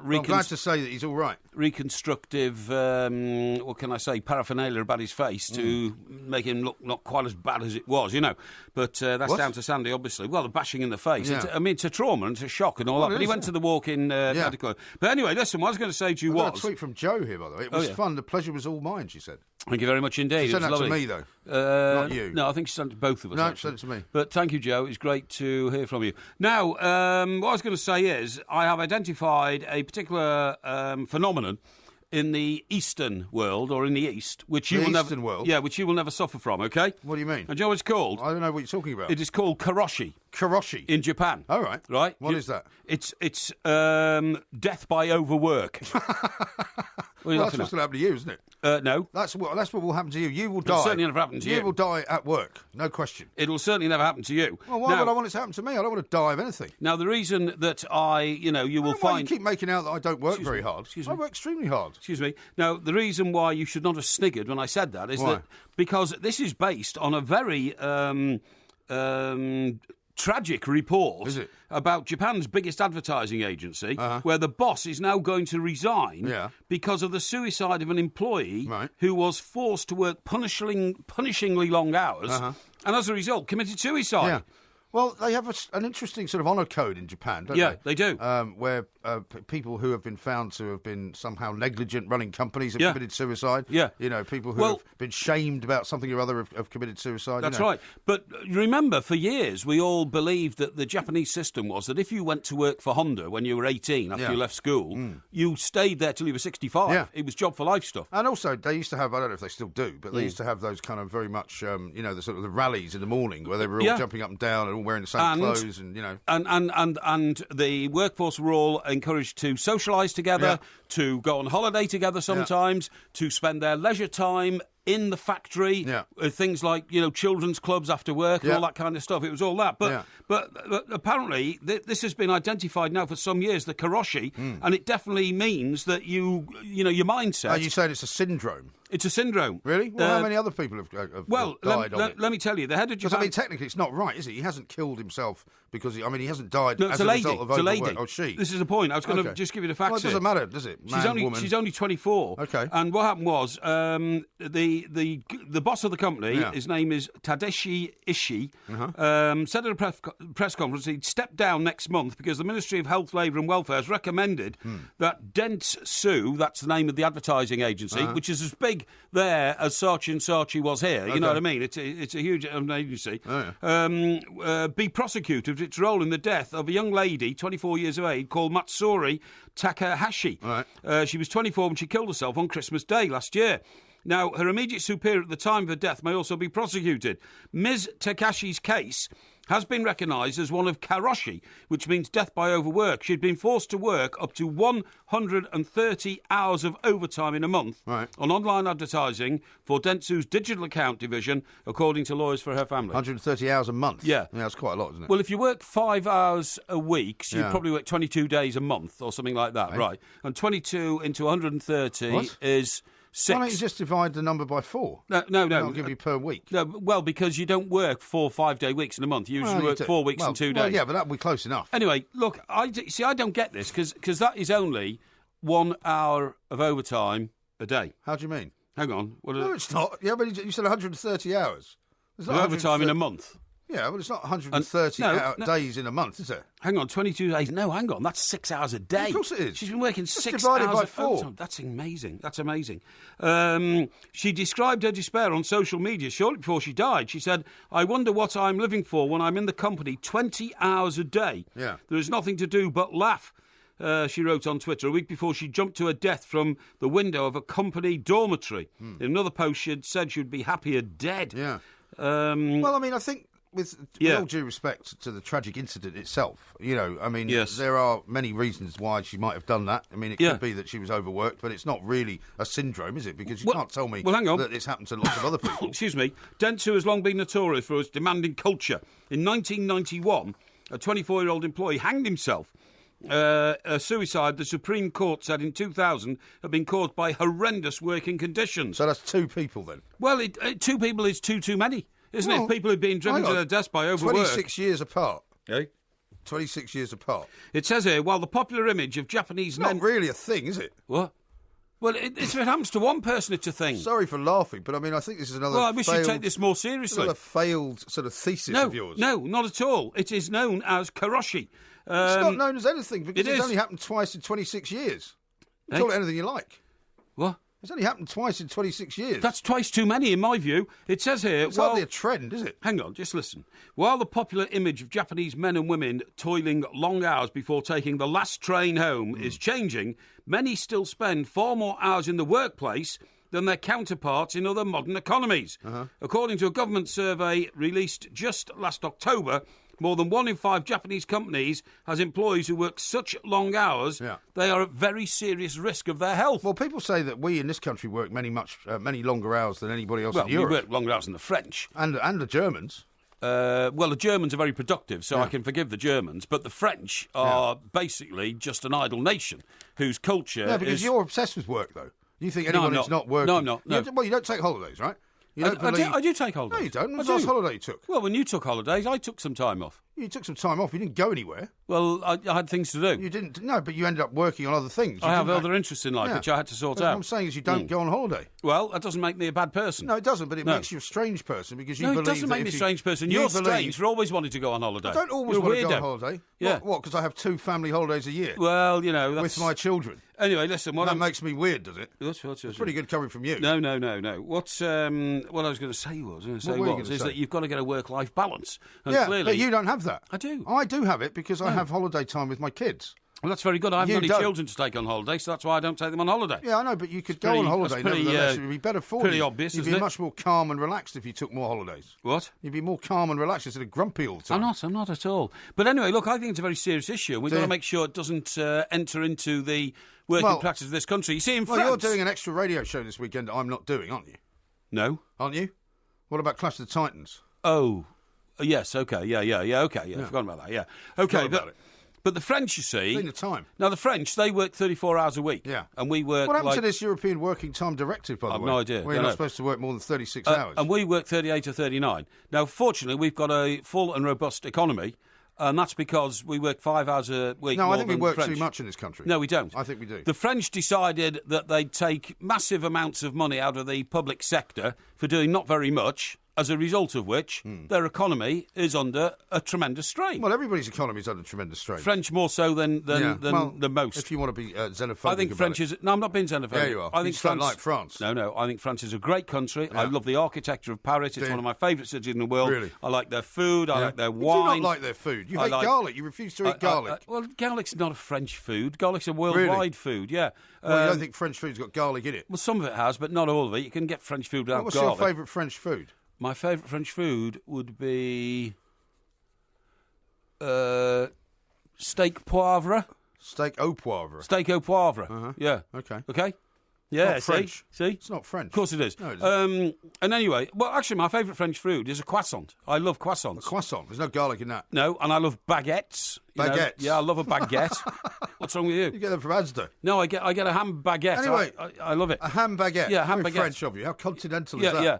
And We've got to go and talk to Dan Dawson at Ali Pally. oh yeah, I think we should. Yeah. And we've also got to talk to Ian Cruz, who, believe indeed. it or not, lives in Luton. Indeed. Let's go to Dan first, though, because the darts is on at Ali Pally. Dan. We have got a fabulous game to kick off quarter-finals day here at the William Hill World Championship. James Wade nicking a couple of sets and taking a 2-1 lead on world number 3, Peter Wright, who upped his game. He's been consistent through the first 4 sets, but then he really turned it on to take a 3-2 lead. However, he has missed 5 darts for a 4-2 lead in a race to 5. James Wade has the throw in this leg, the decider in the 6th set. He could be about to make it 3 apiece.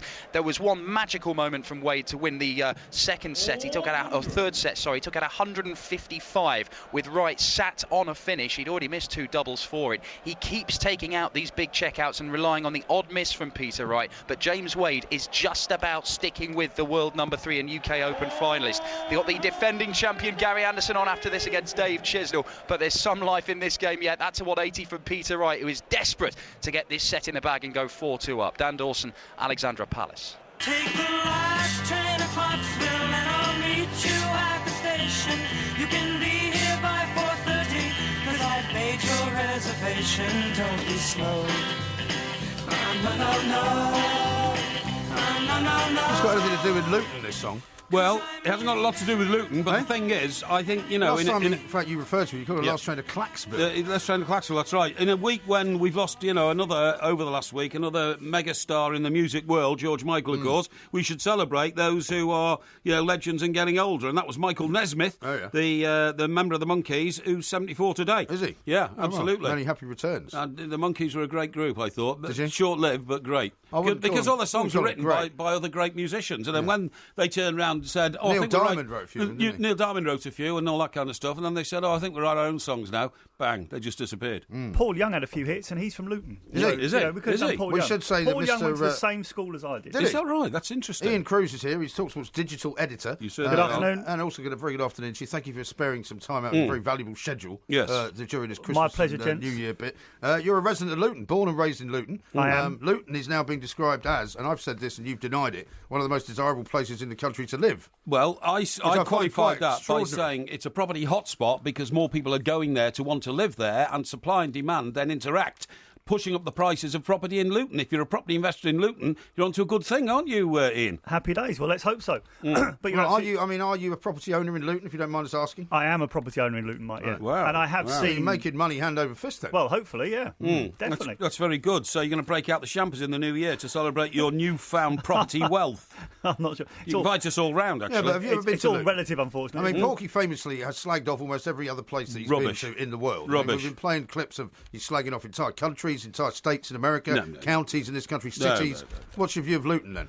Well, I've only ever been to Luton to watch football, and that's not the best area of town, is it? The Kenilworth ground. It's not, no. But this is an interesting part of the whole regeneration, the redevelopment of Luton. Okay. They now have planning permission to build a new stadium, finally. They've been talking about... Where will that be, though? It's going to be in the town centre, a place called Power Court. Right. It's pretty much central to the town centre. I don't think I've ever been to the town centre of Luton. I've only ever been to the airport.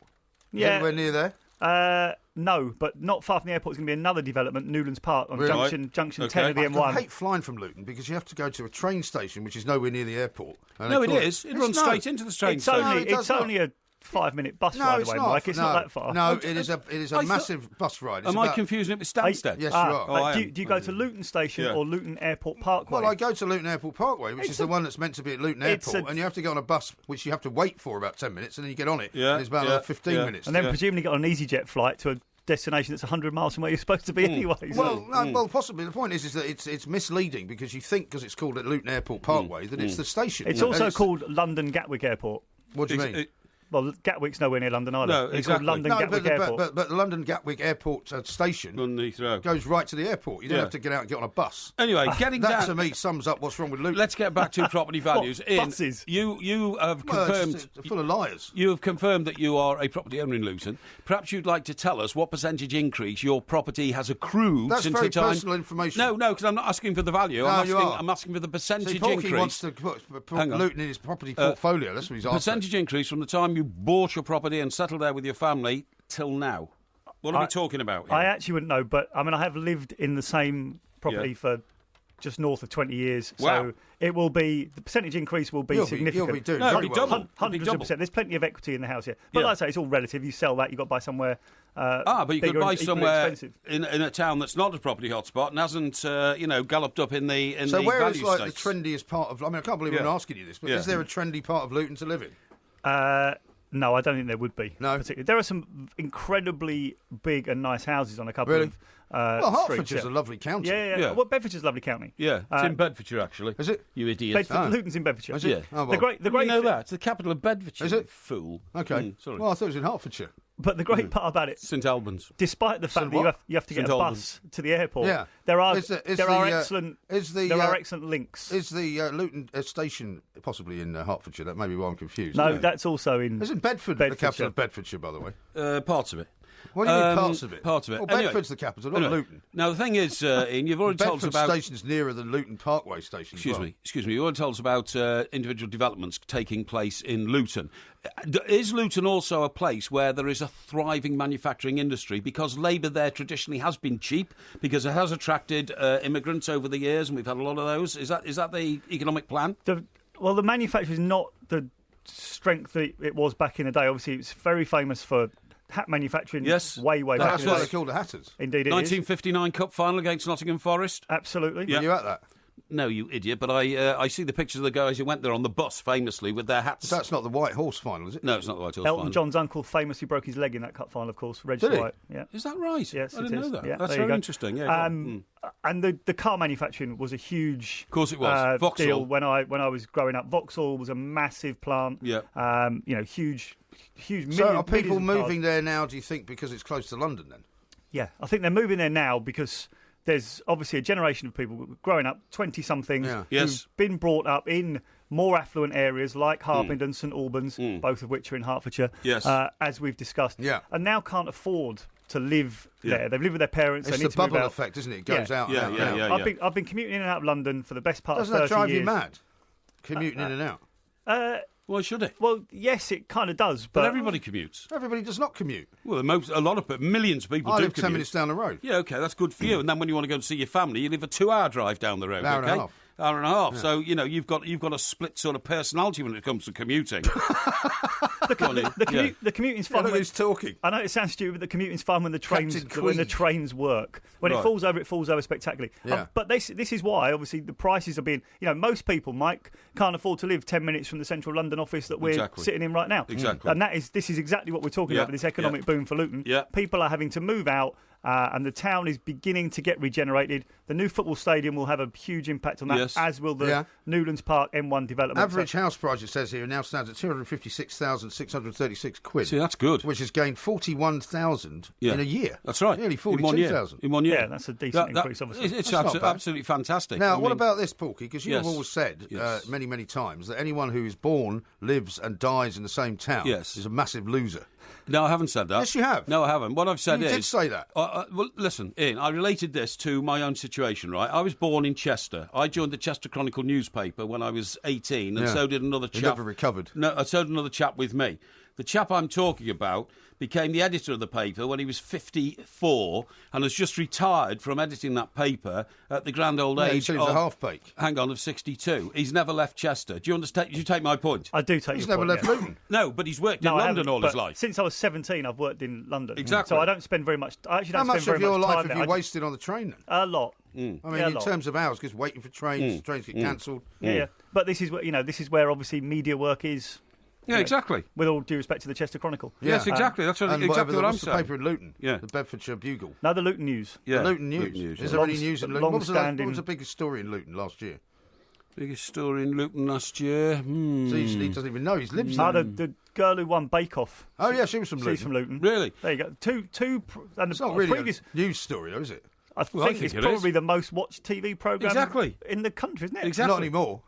Well, Not anymore, no. It's going to certainly was. But that kind of makes it a fairly big deal, I would say. That Paul Young guy, did he sing "Wherever I Hang My Hat Is Wherever My I Home"? lay my hat, he did. Well, now was that to try and revive the Luton hat industry? Is that why he wrote that song? Rubbish. Yeah, well, it could have been. Don't think the two are entirely connected, Mike. Really? No, I don't think so. Well, I think they could be. Wherever I lay my hat, that's my home. It's that one, isn't it? Yeah. It's like he's in the room. I know. Exactly. It's uncanny, isn't it? Exactly, yeah. So Absolutely. you haven't got any plans to move away from Luton then? No real plans, Mike.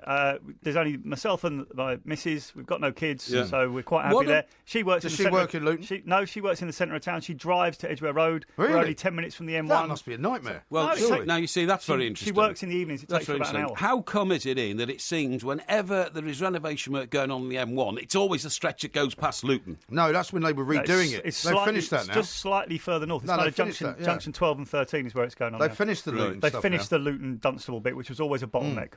In fact, it's fine now, though, isn't it? It's fine at Luton. Yeah, no, it's past Luton. It pretty much is. I spent a couple of years working down near Heathrow, right, and I would drive down backwards and forwards every day. And Mike, you think the trains are painful? You want to try the M1 and the M25? No, that's what I'm saying. I mean, she has to do that every morning. Yeah. That must drive her mad, surely. She doesn't start work till lunchtime, so it's fine. Right. Okay. Well, there you go. Jolly good. Okay. Well, Ian, thank you very much indeed. Well, what would you say is the best thing you can do if you want to visit Luton? What is the most exciting sort of attraction of the place, apart from coming round to your place, obviously? Luton Town Football Club, obviously. Luton Town Football Club. Is that the best thing you can do there? Are you and Miss Faye Carruthers? You fly somewhere else. The best thing about Luton. See, what a cheap joke. That's horrible, isn't it? Cheap, nasty joke. Horrible. Are you and our former colleague Miss Faye Carruthers brothers in arms when it comes to supporting Luton? What do you mean by that? We are indeed. Do you bond over football matches? Bond over? Yeah, we've been... No. Faye and I have... family show this, you know. Faye and I have been to football together, yes, yeah, it's true. There you go. Have you been to football with Faye? No. You'd like to, though, wouldn't you? Well, I'd like to go to football with anybody who's good company and knows what they're talking about. She's very knowledgeable about her football, so the answer is yes. Yeah, she's quite alluring as well, isn't she? Well, of course she's alluring. You know, she's a lady, and ladies can be alluring. They can. Yeah, absolutely. Yeah. Right. Yeah. You're not going to get more whiskey down your throat. Ian, thank you very much indeed, and good luck with your future in Luton. Yes, thank you very much, boys. Always a pleasure. If there's whiskey, I'll stay if you like. Yeah. Well, whiskey in the next hour. Yeah, that's right. Yeah. Now, what's going on the website? What can we see today? There's plenty. Look, obviously there's a massive weekend of New Year football. Yeah, so go there, check out. There's lots of team news about looking ahead of the big games, particularly Liverpool, Manchester City, which is live on TalkSport tomorrow afternoon, and also looking ahead to Master versus Apprentice, Mourinho versus Karanka, Manchester United, Middlesbrough tomorrow afternoon. You can hear that on TalkSport 2. Splendid stuff. Thank you very much. That's Ian Cruz, TalkSport digital editor and resident of Luton. Yes. Go and see the football there. This is TalkSport.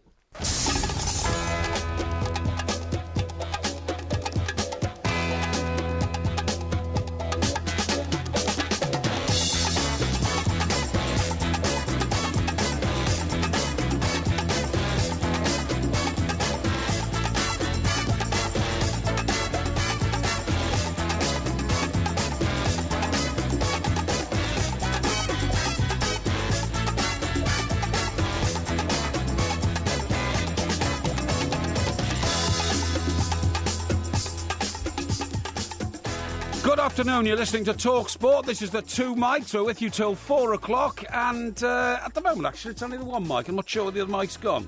He'll appear from somewhere very, very soon indeed. We've got a fantastic last hour coming up. Whiskey tasting, OK? The Porky I was just quiz. sorting the whiskey out, actually. That's what I was doing. I was just sorting the whiskey out. Is that what you've been doing? Yeah.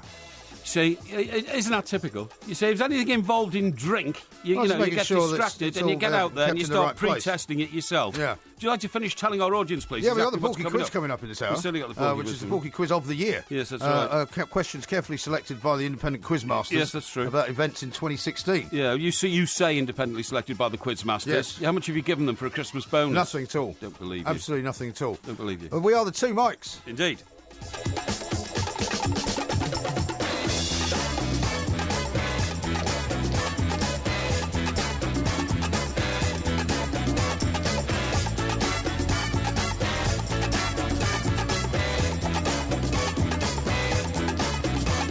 This is Talk Sport. We are the Two Mics. There will be a podcast coming out a little bit later on. And, of course, the whiskey tasting will commence in about half an hour's time. So things could get a little leery in the final half hour of the show. I would suggest, knowing as we do, that some of this whiskey is coming from India. Yes. Some of it's coming from the Lake District. So we're basically tasting whiskey which is not Scotch. Exactly. If you know what I mean. And it is quite powerful stuff. Yeah, I'd have to say. So you better be prepared. I mean, be taking a little bit of water with mine, I think. Yeah. Here's one from Zobol who says, Porky, you are entering the new year a liar. And you say anyone who lived and died in Hartlepool was a loser. I remember that. I don't think I said that. Yeah, I think you did. I don't remember saying that. And anyway, there's nothing wrong with Hartlepool. Old Jeff Stelling is a Hartlepoolian, isn't he? Yes, yes, right? definitely, yeah. Definitely. They've got that famous monkey statue there. Yeah, they have that, that's right. Yeah, they hanged the monkey, didn't they? Here's one from Paul who says, Porky likes croissants that much, he once paid about 90 quid for one. That was when you got the old parking ticket, do you remember? That's right. Yeah, that's absolutely right. I did, yeah. Just to nip into one of those little Sainsbury's shops to get one. You're absolutely right, exactly right. And Ron Starr says, here's a fact about whiskey. The export of whiskey generates a healthy £125 a second for the Scottish Government. That's excellent. Good. I'm glad to hear that, except that whiskey is now being produced as we... Did we talk to the chap the other day who's opened his distillery in the Lake District? No, we talked to the woman we're about to talk to today. Oh, that's right. Of course we did. Yes, that's right. Is from Whiskey Corner. Yeah. And that's why she's provided us with some whiskey which is from some other parts of the world. That's right. To give us a taste of it. That's right. A correspondent called Wrong Star says that was Luton and now whiskey. I think he's suggesting that once you've talked about Luton, you need whiskey to recover. Really? Yeah. Yeah, a couple of people have given me a hard time for saying Luton was in Hertfordshire. I wasn't actually saying Luton was in Hertfordshire. What I was saying was Hertfordshire is a lovely part of the world and it's very close to the surroundings of Luton, isn't it?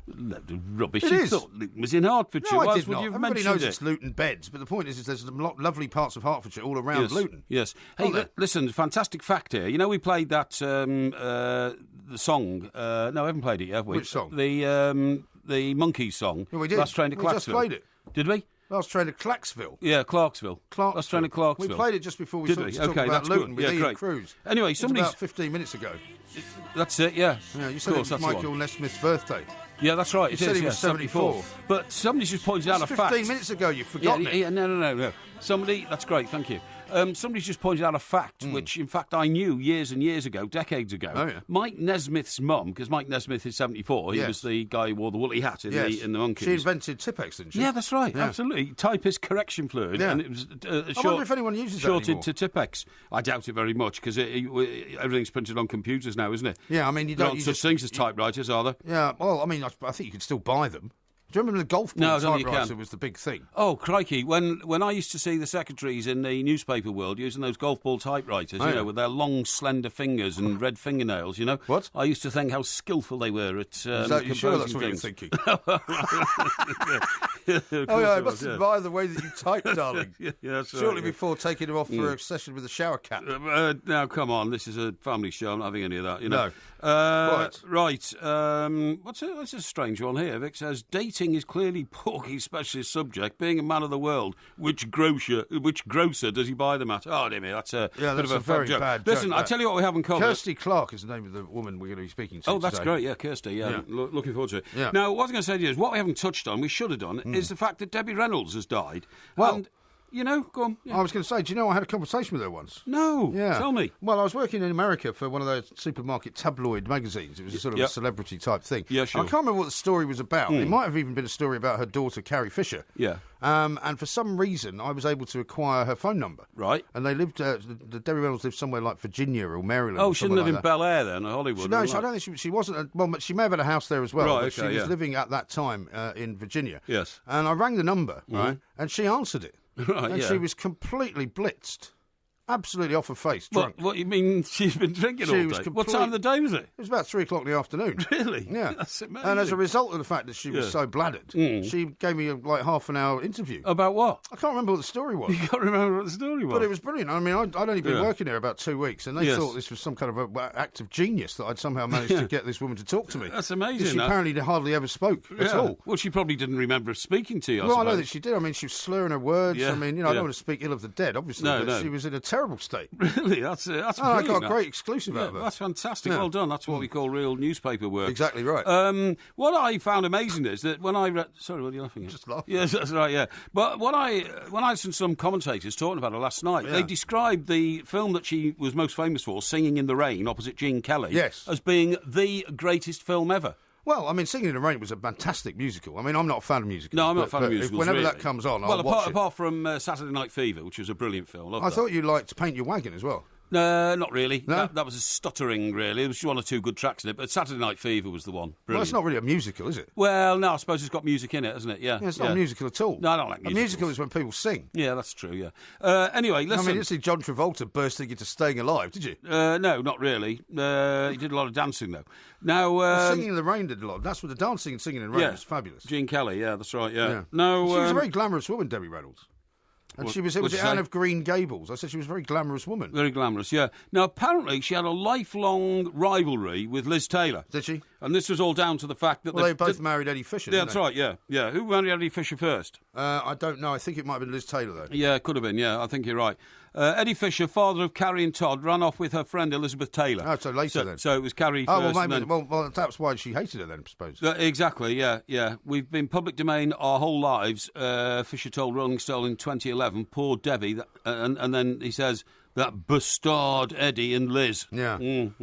Yeah, well, I mean, women are not very keen on other women who take their husbands away. Well, I wouldn't imagine they were. But isn't that... is it a tragedy or is it some sort of romantic ending to two lives that mother and daughter died within a day of each other? Well, I mean, the fact that they both died, I'd say, is a tragedy. But she did say, apparently, that she wanted to be with Carrie. Yes, she did, in her sort of final days. And then I read in one of my scientific journals... Because I think for any parent, seriously, for a moment, for any parent to lose a child is awful. Of course it is. It's just not supposed to happen that way around. Even when your child's in the 60s, it is. No, because it's not meant to happen. No, you're not supposed to... what's it called? When you outlive your children. When your child dies before you, there's a word for it. There's definitely a word for it, yeah. I don't know. Like pre-death or something like that, something like that. Anyway, the point is, in one of my medical journals, which I was scanning this morning on this very subject... I discovered... Well, I'm surprised you don't know the name of it then. Well, it wasn't on that one. It was about dying a day after a loved one dies, and you can die of a broken heart. Well, that does happen, doesn't it? Particularly to couples who have been together like most of their lives. Yeah, that's right. Happens absolutely. To twins as well sometimes. Happens to twins, happens to twins, and it's a well-known phenomenon in the medical circles because you know all the functions of your body, they just pack up and you get multiple organ failure because you just don't want to. You mean when you die of a broken heart? Yeah, when you die of a broken heart, you don't want anything to work and you just give up the will to live. Yeah, I'm sure there's some truth to that. Yeah, I'm sure there is as well. Yeah. Well, I mean, when you have a sort of lifelong companion, that you then lose, that must be a terrible, sort of vacuum in your life. Well, you'll never have that, of course, will you? Yeah, well, of course I will, because there's people I care for very much, and if they die, it'll cause a terrible gap in your life and a hole in your life. Of course it does. I don't believe you. No, well, I'm telling you it is, honestly, don't worry about it. Well, like who?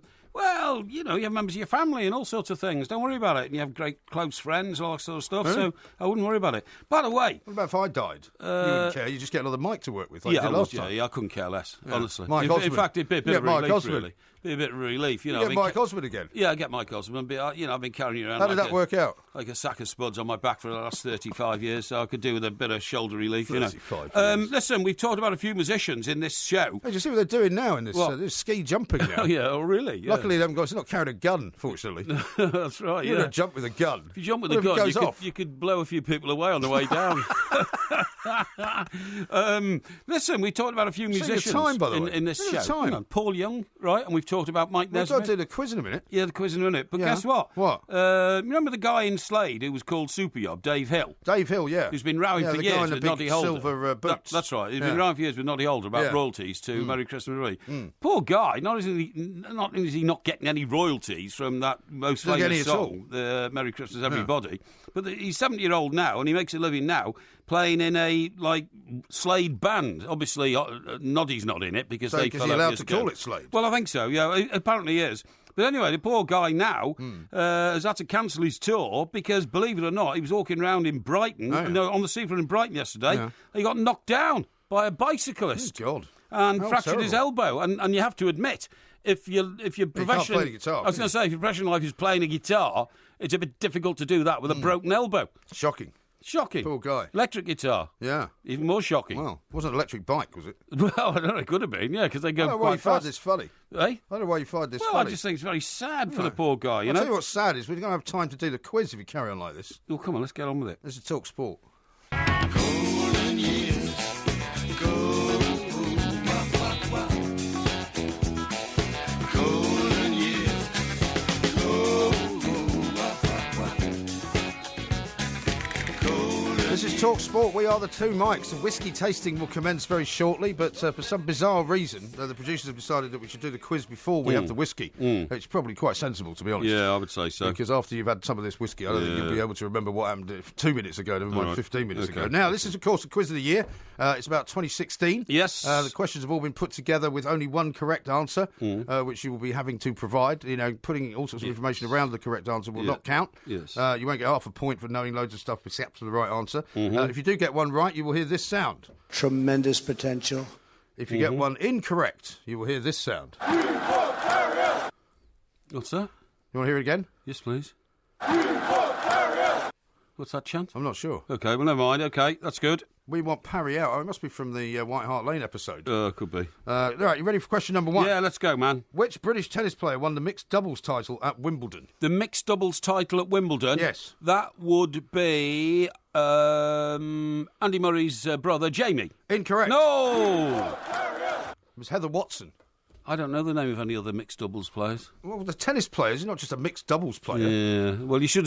Why didn't you tell me she was female? Well, because there's only about 2 British female tennis players that it could have been. Yeah. And that's not in the part of the question. Question number 2. Right. Who became the highest grossing female film star of all time? Highest grossing female film star of all time? What do you mean? Who became the highest grossing female film star of all time? It's a pretty straightforward question.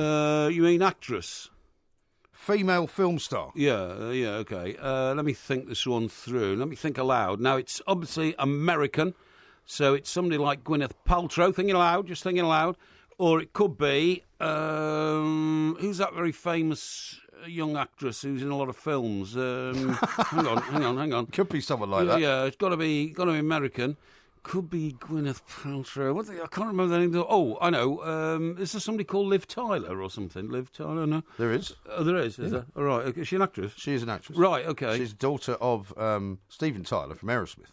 Oh, really? Yeah. Well, it's definitely not her, because otherwise you wouldn't have given me that information, you see. I know how you double bluffing. I know you steer me down blind alleys. I'm not steering you. It's not within my gift. So, Gwyneth Paltrow. Oh, I know. Who's the other one who used to be married to Tom Cruise? Tom Cruise? Yeah, you know. I can't give you any help here. No, well, hang on. Well, it's her then. It's her, because you're now being you're being objectional. Objectional? Yeah, that's... she starred in a film with him about 2 people who went to Ireland. They were Irish, and they broke into houses in New York because it was snowing. Who was that? What's your problem? Is that Far and Away, you think? Far and Away. Yeah, that was the one. Yeah. What was her name? I can't remember her name now. That was in New York. Nicole Kidman. Now, hang on. So it is either Gwyneth Paltrow or Nicole Kidman, okay? So you've got to choose one. I'm telling you what I'm going to do. You're going to toss a coin. I have a coin in my pocket. Okay. 50 pence piece, okay? All right. Heads, it will be Gwyneth Paltrow. Okay. Tails, Nicole Kidman. Good. Oh, I dropped it. I'll drop the coin. I'll do it again. Right, got it. Right, you can't even toss a coin. Tell me what it is. It's a tail. Tail. What did I say for tails? I can't remember. Okay, it's in that case, it's Gwyneth Paltrow. Incorrect. No. Scarlett Johansson. Scarlett Johansson. Not even close. What was she in? She's been in all sorts of movies. Well, She's I've in never the seen Avengers and all the rest of it.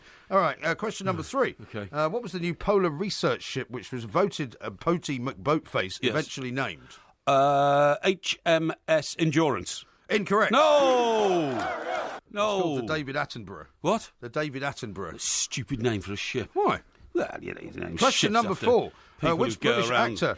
researching polar bears. Are you ready? Which British actor and star of the Harry Potter films was among the celebrities who died this year? Died? Oh, I thought you were going to say he was the richest. I was going to say Daniel, what's his name? Daniel, what's his name? Yeah, 64 million quid. He's not dead. No. Right, what's the question again, please? Which British actor and star of the Harry Potter films was among the celebrities who died this year? Oh, golly.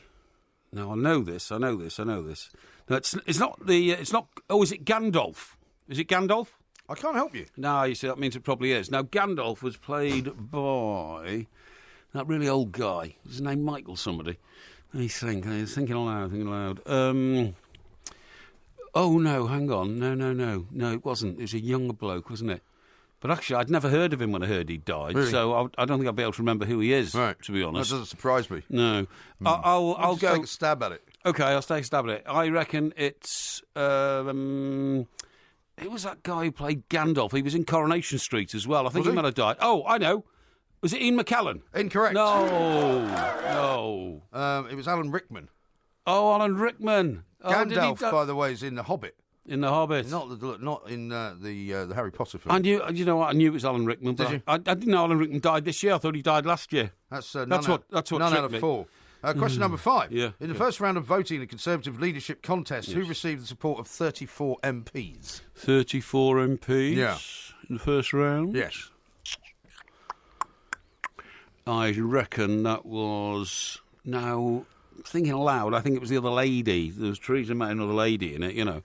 But it could have been Boris Johnson, thinking aloud.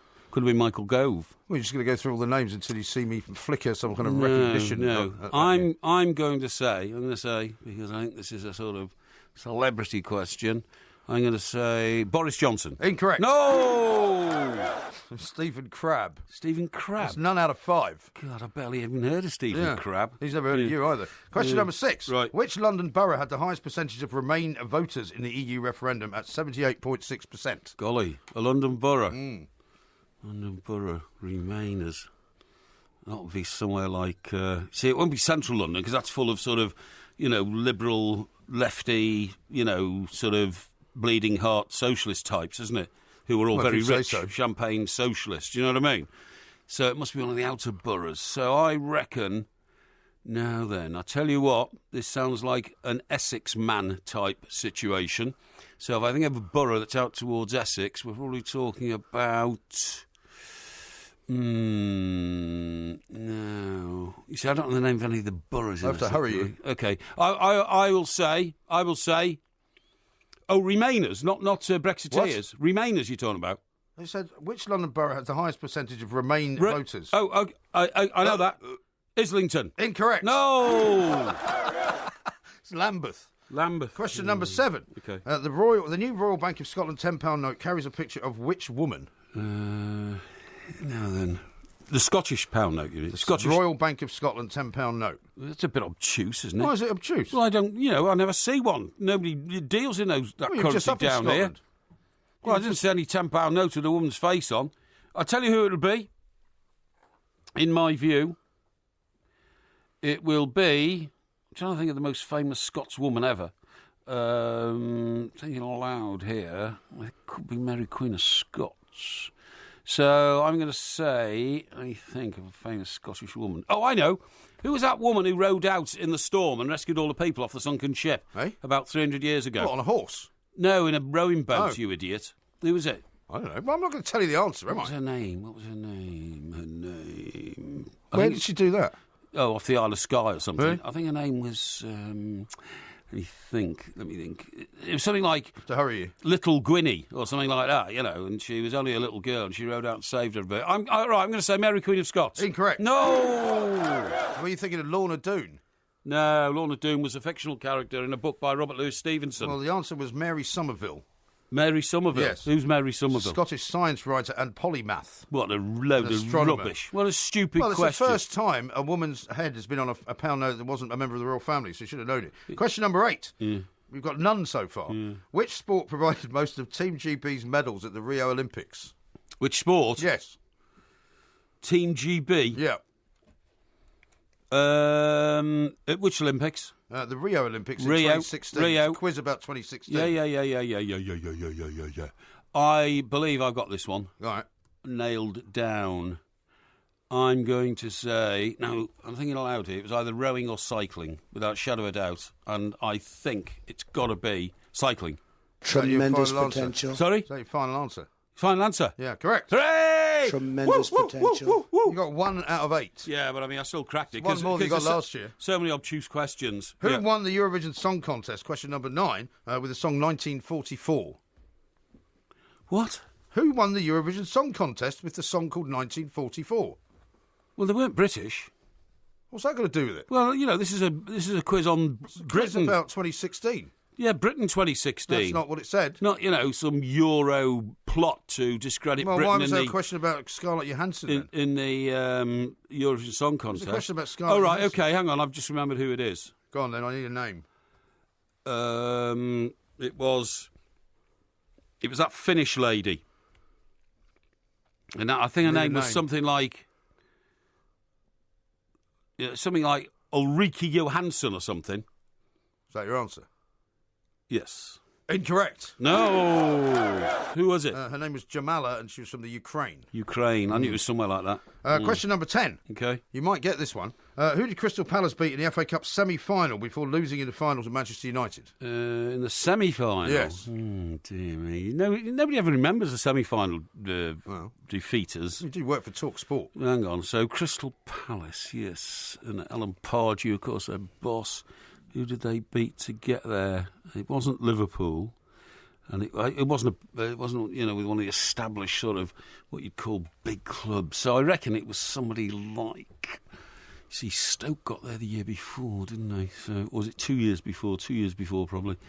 I've got to say, because they played Manchester United in the final, so it couldn't have been Manchester United. Well, I just told you that. Yeah, it couldn't have been Manchester United. So I reckon it was Crystal Palace in the semi-final beat... they beat West Ham. Incorrect. No! It was Watford. Watford. I knew it began with W. Home of Harry the Hornet. You know, I knew it began with W. Yeah, well, you didn't get it right. So I'm afraid, for 2016, your quiz score totaled 1 out of 10. Nobody takes it notice because they were such obtuse and ridiculous questions. Easy. I bet most people would have got about at least 5 or 6 of them. Follow your usual pattern of gerrymandering. Nothing to do with me. Yeah. All I do is read out the questions. That was the Porky quiz. I think the people in this country have had enough of experts.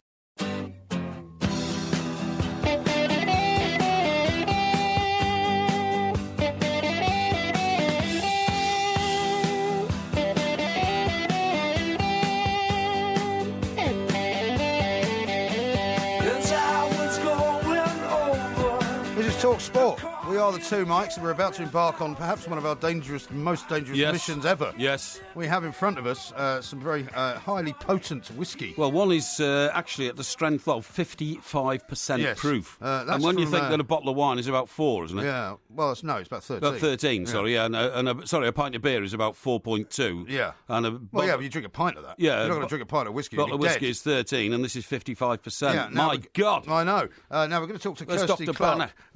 Dr. Banner. You better have him on alert, as well as the A&E squad over at St Thomas's. Exactly. Because only 1/3 of your heart works. We talked to Kirsty the other day. She's from Whiskey Corner, and she's very kindly provided us with all this whiskey to try. Kirsty, welcome back to the show. Hello, how are you? Very well indeed, thank you. We're slightly nervous, actually, because I did sample, I have to say, very, very briefly, the Indian one that we've got here, which is a 55% proof one.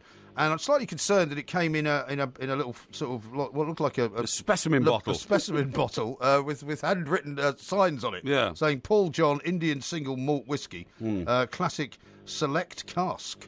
That's just because the show were too cheap to pay for their own whiskey. Oh, is that right? Okay, that's shocking. Anyway, well, listen, we appreciate you giving it to us. What we have here, Porky, is the big bottle is the one British, isn't it? And where's that from? The one British. Yeah, we've got a couple of bottles here, so this is the order we're going to taste them in. Oh, okay. We're going to start with the bottle, which is the Versailles bottle, which is by R&B Distillers. Their website's rnbdistillers.com. Is this the Ben Romack? Products. Is this the Ben Romack? This is the little 20 cl bottle. Is it 1990? It's kind of pink. Oh, it's clear with kind of like a pinky browny licorice inside. Back Blair, 1990 vintage. It's called While We Wait. It's got a clock on it. Oh, I've got it. Yeah, right. Rassay. Yeah, R&B Distillers. Okay. Yeah, all right. Let me pour some out for Porky here. Give me that so we can hear the. Okay, so they are now, is this going to be a new distillery in the summer of 2017, and it's going to actually be the first legal distillery on the island of Versailles. Is this going to be? Is this going to be sort of knocked back, sort of shot style, or are we going to sort of sip it? No, we're going to nose it first. Okay, nose it. Yeah, I'm nosing it. Pick up. Okay, that's quite nice, isn't it? Yeah, okay, so this is made from 2 different types of whiskey. It's same distillery. One's got peated malt, one's non-peated, and they're finished in a French oak Tuscan wine cask. So if you give it this quick nose and see what you pick up. For me, I get strawberries and red currants and cherries. Well, it's 46%. Just burned off the roof of my mouth with that one. And I have to say, Kirsty, it's the strangest coloured whiskey I've ever seen. I'm not saying that it's very light, isn't it? It looks almost almond type colour. It's got a kind of strawberry look about it. Pink, and that's it, bringing the colours in from the Tuscan wine cask it was finished in. My God, that's a hot whiskey. Whoa! So just take a little sip. I'll tell you what. hear my heart bouncing out my chest. Only 1/3 of my heart works. The great thing about drinking whiskey at this time of the day is it's very warming, because I just kind of knocked mine back there. I'm sorry to disappoint you, because we haven't got a lot of time. So, and it gives you that kind of warm feeling. Now, what should we do next? Okay, so that's that one done. What did you think? Did you like it? I liked it a lot, yeah. Yeah, not too heavy, not too peaty. A kick like a mule. Oh, then in that case you're going to be in trouble. So that's coming at £57 a bottle from rnb.com, as I said. Next we are moving on to the one. Now this is the one from the Lakes Distillery. Oh, that's the big bottle, I think, the other day. So this I've got it here. One, right, so you've got to open that one. Okay, so this is blended, and it's we might need somebody from everywhere. No, it's okay. Yeah, I'm just opening this while we're talking, Kirsty. Good, well, while we're talking, don't worry, they're not here in the room with me. Right, okay. Too young to drink whiskey, I take it. Got our tasting pots here. Right, I'm just going to pour a drop of this, Kirsty. Okay, so this is 40%. It's finished in tawny port cask. Right, there you go, Michael. It comes in at $39.95. You can get that directly from the Lakes Distillery. Right, and again, you'll see this kind of wonderful pink colour on it, and that's the colour it's picking up. Yeah, it is. It's slightly darker than the other one. Yeah, so on the nose you get lots of orange and honey and kind of, for me, fresh peaches and pancake butter. Lovely. So go straight in, dive in and see what you think. Oh, actually, I like that one slightly better than the first one. It's slightly smoother. And it's from Cumbria. Lovely. This is the one we talked about. Yeah, you might find it a little bit smoother, as you call it, because it's a bit lower in percentage. It's not as harsh as the first one, I would say. Okay, it all depends on your palate and depends what you like, but it's a really nice entry-level whiskey. The fact it's finished off that's in not as harsh. It's really interesting. That's very palatable, that one, Kirsty. Is there any truth? Is there any truth, Kirsty, in that in cold weather, if you drink whiskey, you get warmer? Is that just a myth? Do you just feel warmer? It's warming. All alcohol tends to be warming anyway. Everyone's gone out with a beer jacket on. But, whiskey is very warming in the chest. And would you recommend drinking this? Because, I mean, my father was a great whiskey aficionado, and he had a friend who was an even more of an aficionado, and he used to recommend that you always had a pipette of water with every whiskey that you had. Nothing else, just a little pipette of water. When it comes to drinking whiskey, it's really up to you, but always taste it straight first, because you can't take water out once you put it in. True. But you can always add water. Okay. If you try a whiskey and for you think it needs a bit more, or it needs to come off the heat a bit, add literally drops at a time and taste it and see how that works for you. Well, let's go for the... far better than ice, because ice cools it down too much, so it makes it flat. Let's go for the next hang on, one. Kirsty tells us which order to taste them in. Yeah, that's what I'm asking for to do. On to the Bowblair 90 next, please, guys. Bowblair, that's 46% this one. Again, this is a Scottish distillery up in the Highlands. Right in there. Yes, please. And this has been... I'll do, thank you. Yeah. I've never seen Porky ever say, that'll do, thank you. He's starting to get to you. Yeah, he's pouring a drop here. Right, I'm going to have a taste of it. Right, this one looks a little bit darker. I've given it the nose, Kirsty, and I'm getting... Sherry impact in there as well. So sherry. American oak, and then spends a little time in Spanish oak sherry butts as well. Coming in at about £103, at 46% ABV. You should get a lot of the fruity kind of sherry raisin notes from there. Yes, indeed. So you'll pick it up on the nose and then dive in and see what you think on the palate as well. 1990, it says vintage. Does the age matter? I mean, I know that you can get, like 12-year-old Scotch, and some people will say the 24-year-old is better. I mean, does it matter beyond 12 years how good it is? The short answer, it's not that easy to tell. We were told that age was important for so long, and now as some of the stocks are starting to run lower of aged whiskey due to boom and bust, we've now been put whiskey out that doesn't actually carry an age statement and being told it's just as good. It's very contentious. Lots of people have got very strong opinions on it. I've had some old whiskey that is fantastic. I've had some old whiskey that's terrible. Same with young whiskey. So you've got to get in and try it. All right. I quite like that one. It's a bit sort of fuller and richer. Right, we haven't got much time, so we have to do the Indian one now, I think. Because, head on to the Paul John, which is the Indian. And again, this is obviously cask strength, so you're going to feel a couple of the good stockers you can go to. The Whiskey Exchange, Master and where in India do they make this? $9.95. It's made in Goa. This is non-peated, but for the peated range they actually take the peat from Scotland and take it over to Goa. Do they? Make the whiskey. That's and incredible. Then make it back over. It's incredible. This will age a lot quicker because it's so hot over there. I'm giving it the nose. It matures a lot faster. Okay, let's have a go at this one. Let's see what this one's like. All right, go on. We're running out of time now. We're going to have time to get to the other one. I don't think. Blimey. Oh, it's like the cinnamon challenge. It is, yeah. Yeah, we're going to have to leave it there, Kirsty. Thank you very much. Kirsty Clark there, the Whiskey Corner. Thank you so much for doing that. Isn't it? Have another one. Have another one of those. No, mad.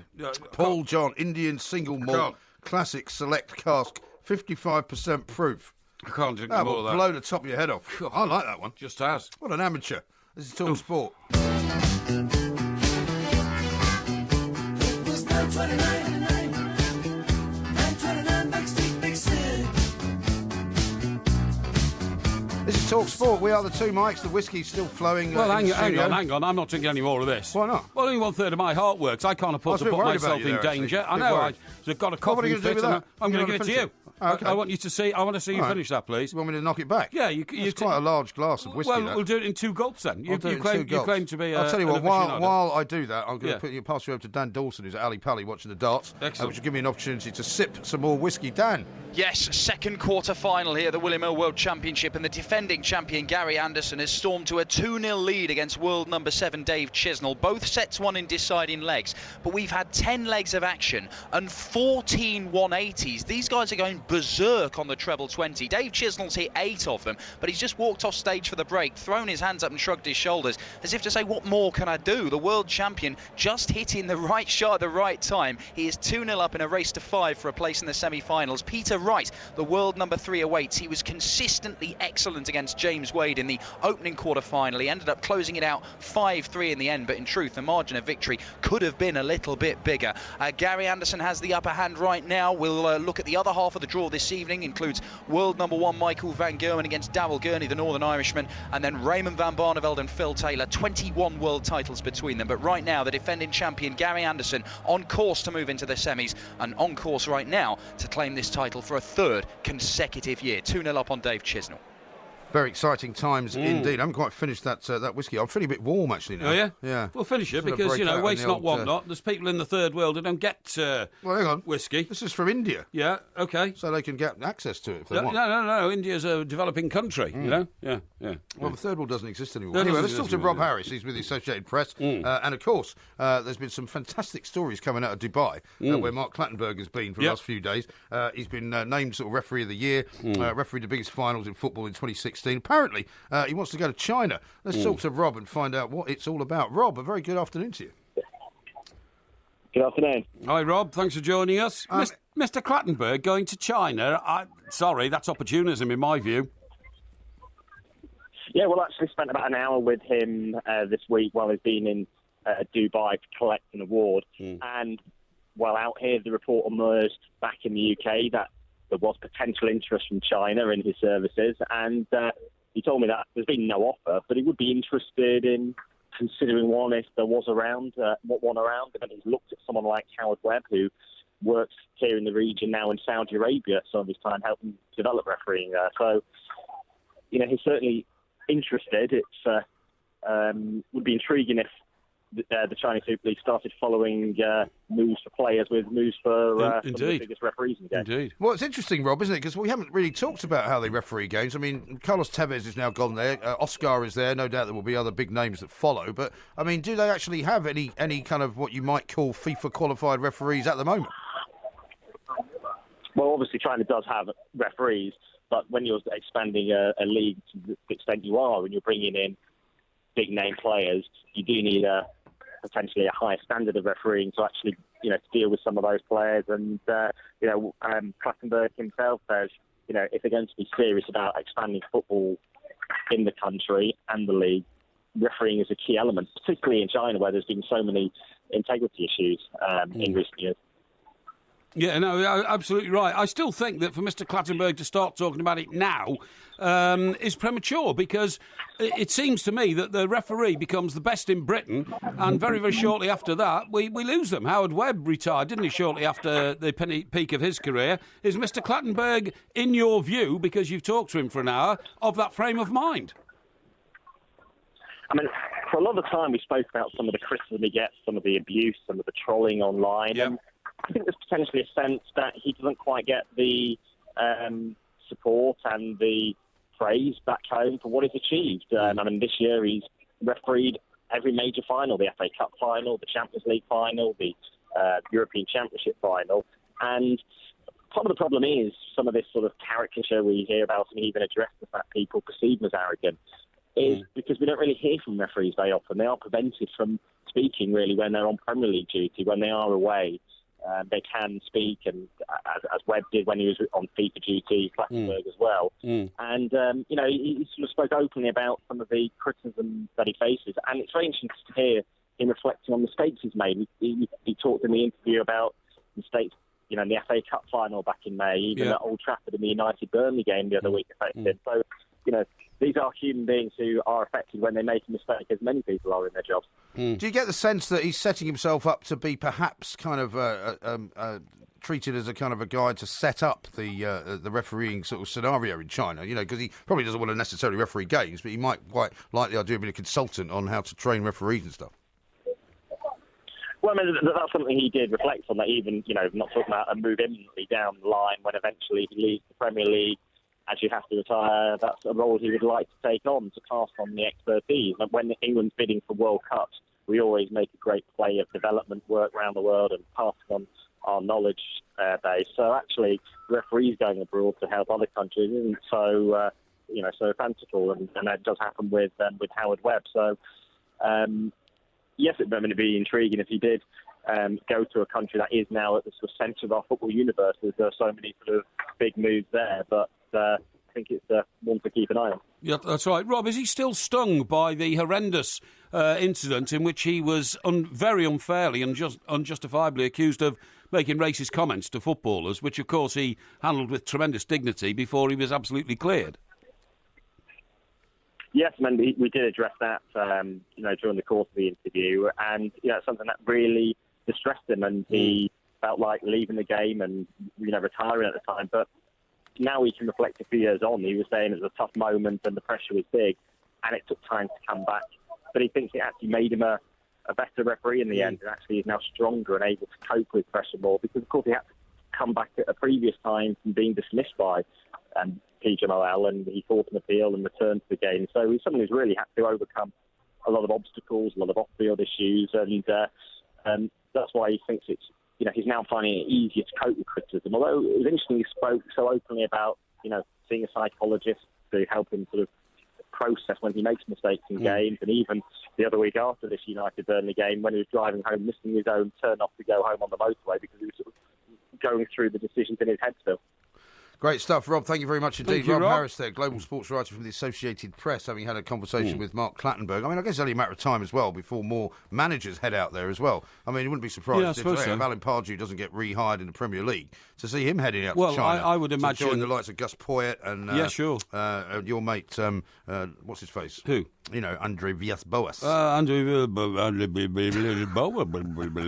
about this from Jack? He says, that last whiskey was finally something able to shut Porky up. Quick, order 5 bottles. Shut me up. It nearly stopped my heart working. Yeah. Are you feeling okay? I'm breaking out in sweats. I'll be okay. I'll be all right? I just bite my lip and get on with it. Do you need me to ask for a sedan chair? No. Mark says, how about a shout out for my local whiskey, a Penderyn whiskey, which is Welsh. Oh, is it? Apparently, Penderyn, Welsh whiskey. Penderyn. And nice. Wrong Star says, I think we all knew it would come to this, the two mics necking bottles of hard liquor live on air. Well, yeah, I suppose the day was never far away. It's not a bad way to end the show, is it? Yeah, but this was in the interest of science. I think everybody would agree with that. You know what I mean? Yeah. It's not something you do to enjoy. Well, no, I have quite enjoyed it, though. Well, I would do every show like this if I could. Yeah, good thinking. It's starting to kick in now. Yeah, I quite just agree. As we're about to end, unfortunately, right. Now, here's one from Vicky. The whiskey bottle standing in for Porky would have done better on the quiz than the plank did. Shocking.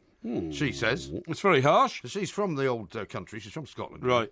And Whiskey Corner, which is, of course, Kirsty Clark, she says, it was a pleasure. I don't think the kids heard their hello. Please say hi to Abigail, Ethan, Ali and Ben. Well, what's wrong with them? Why didn't they hear it? Well, they should have heard it. Pay attention when you're on the radio. Nobody was talking over our guest at the time. No, exactly right. I'm pretty sure they did. I'm pretty sure those I'm kids gonna had retire a great day listening to their mum on the radio. I'm going to retire with the Paul John Indian Single Malt Whiskey Classic Select Cask, 55%, and also the Bowel Blair, 46%. Yeah. And I'm going to have quite a happy night. However, yes, we will be back on the warm-up tomorrow. As long as you don't drop dead. No, as long as I don't have a reaction to the whiskey overnight, we'll be back between 11 and 1 tomorrow. I've got a whole bottle of this to get through as well. Yeah, well, I'll leave that with you. And, of course, it's New Year's Eve tomorrow. Yeah, it is, yeah. So a few end-of-year resolutions, I think. I don't think you made resolutions. I don't make New Year resolutions. Well, what sort of resolutions are you talking about? We'll see tomorrow. Yeah, Everton played tonight, of course. Your prediction for the score is 2-0, isn't it? 2-0 to Everton. Lukaku. Yeah. Lukaku. Yeah, we shall see. His boots are on fire, right? Mm-hmm.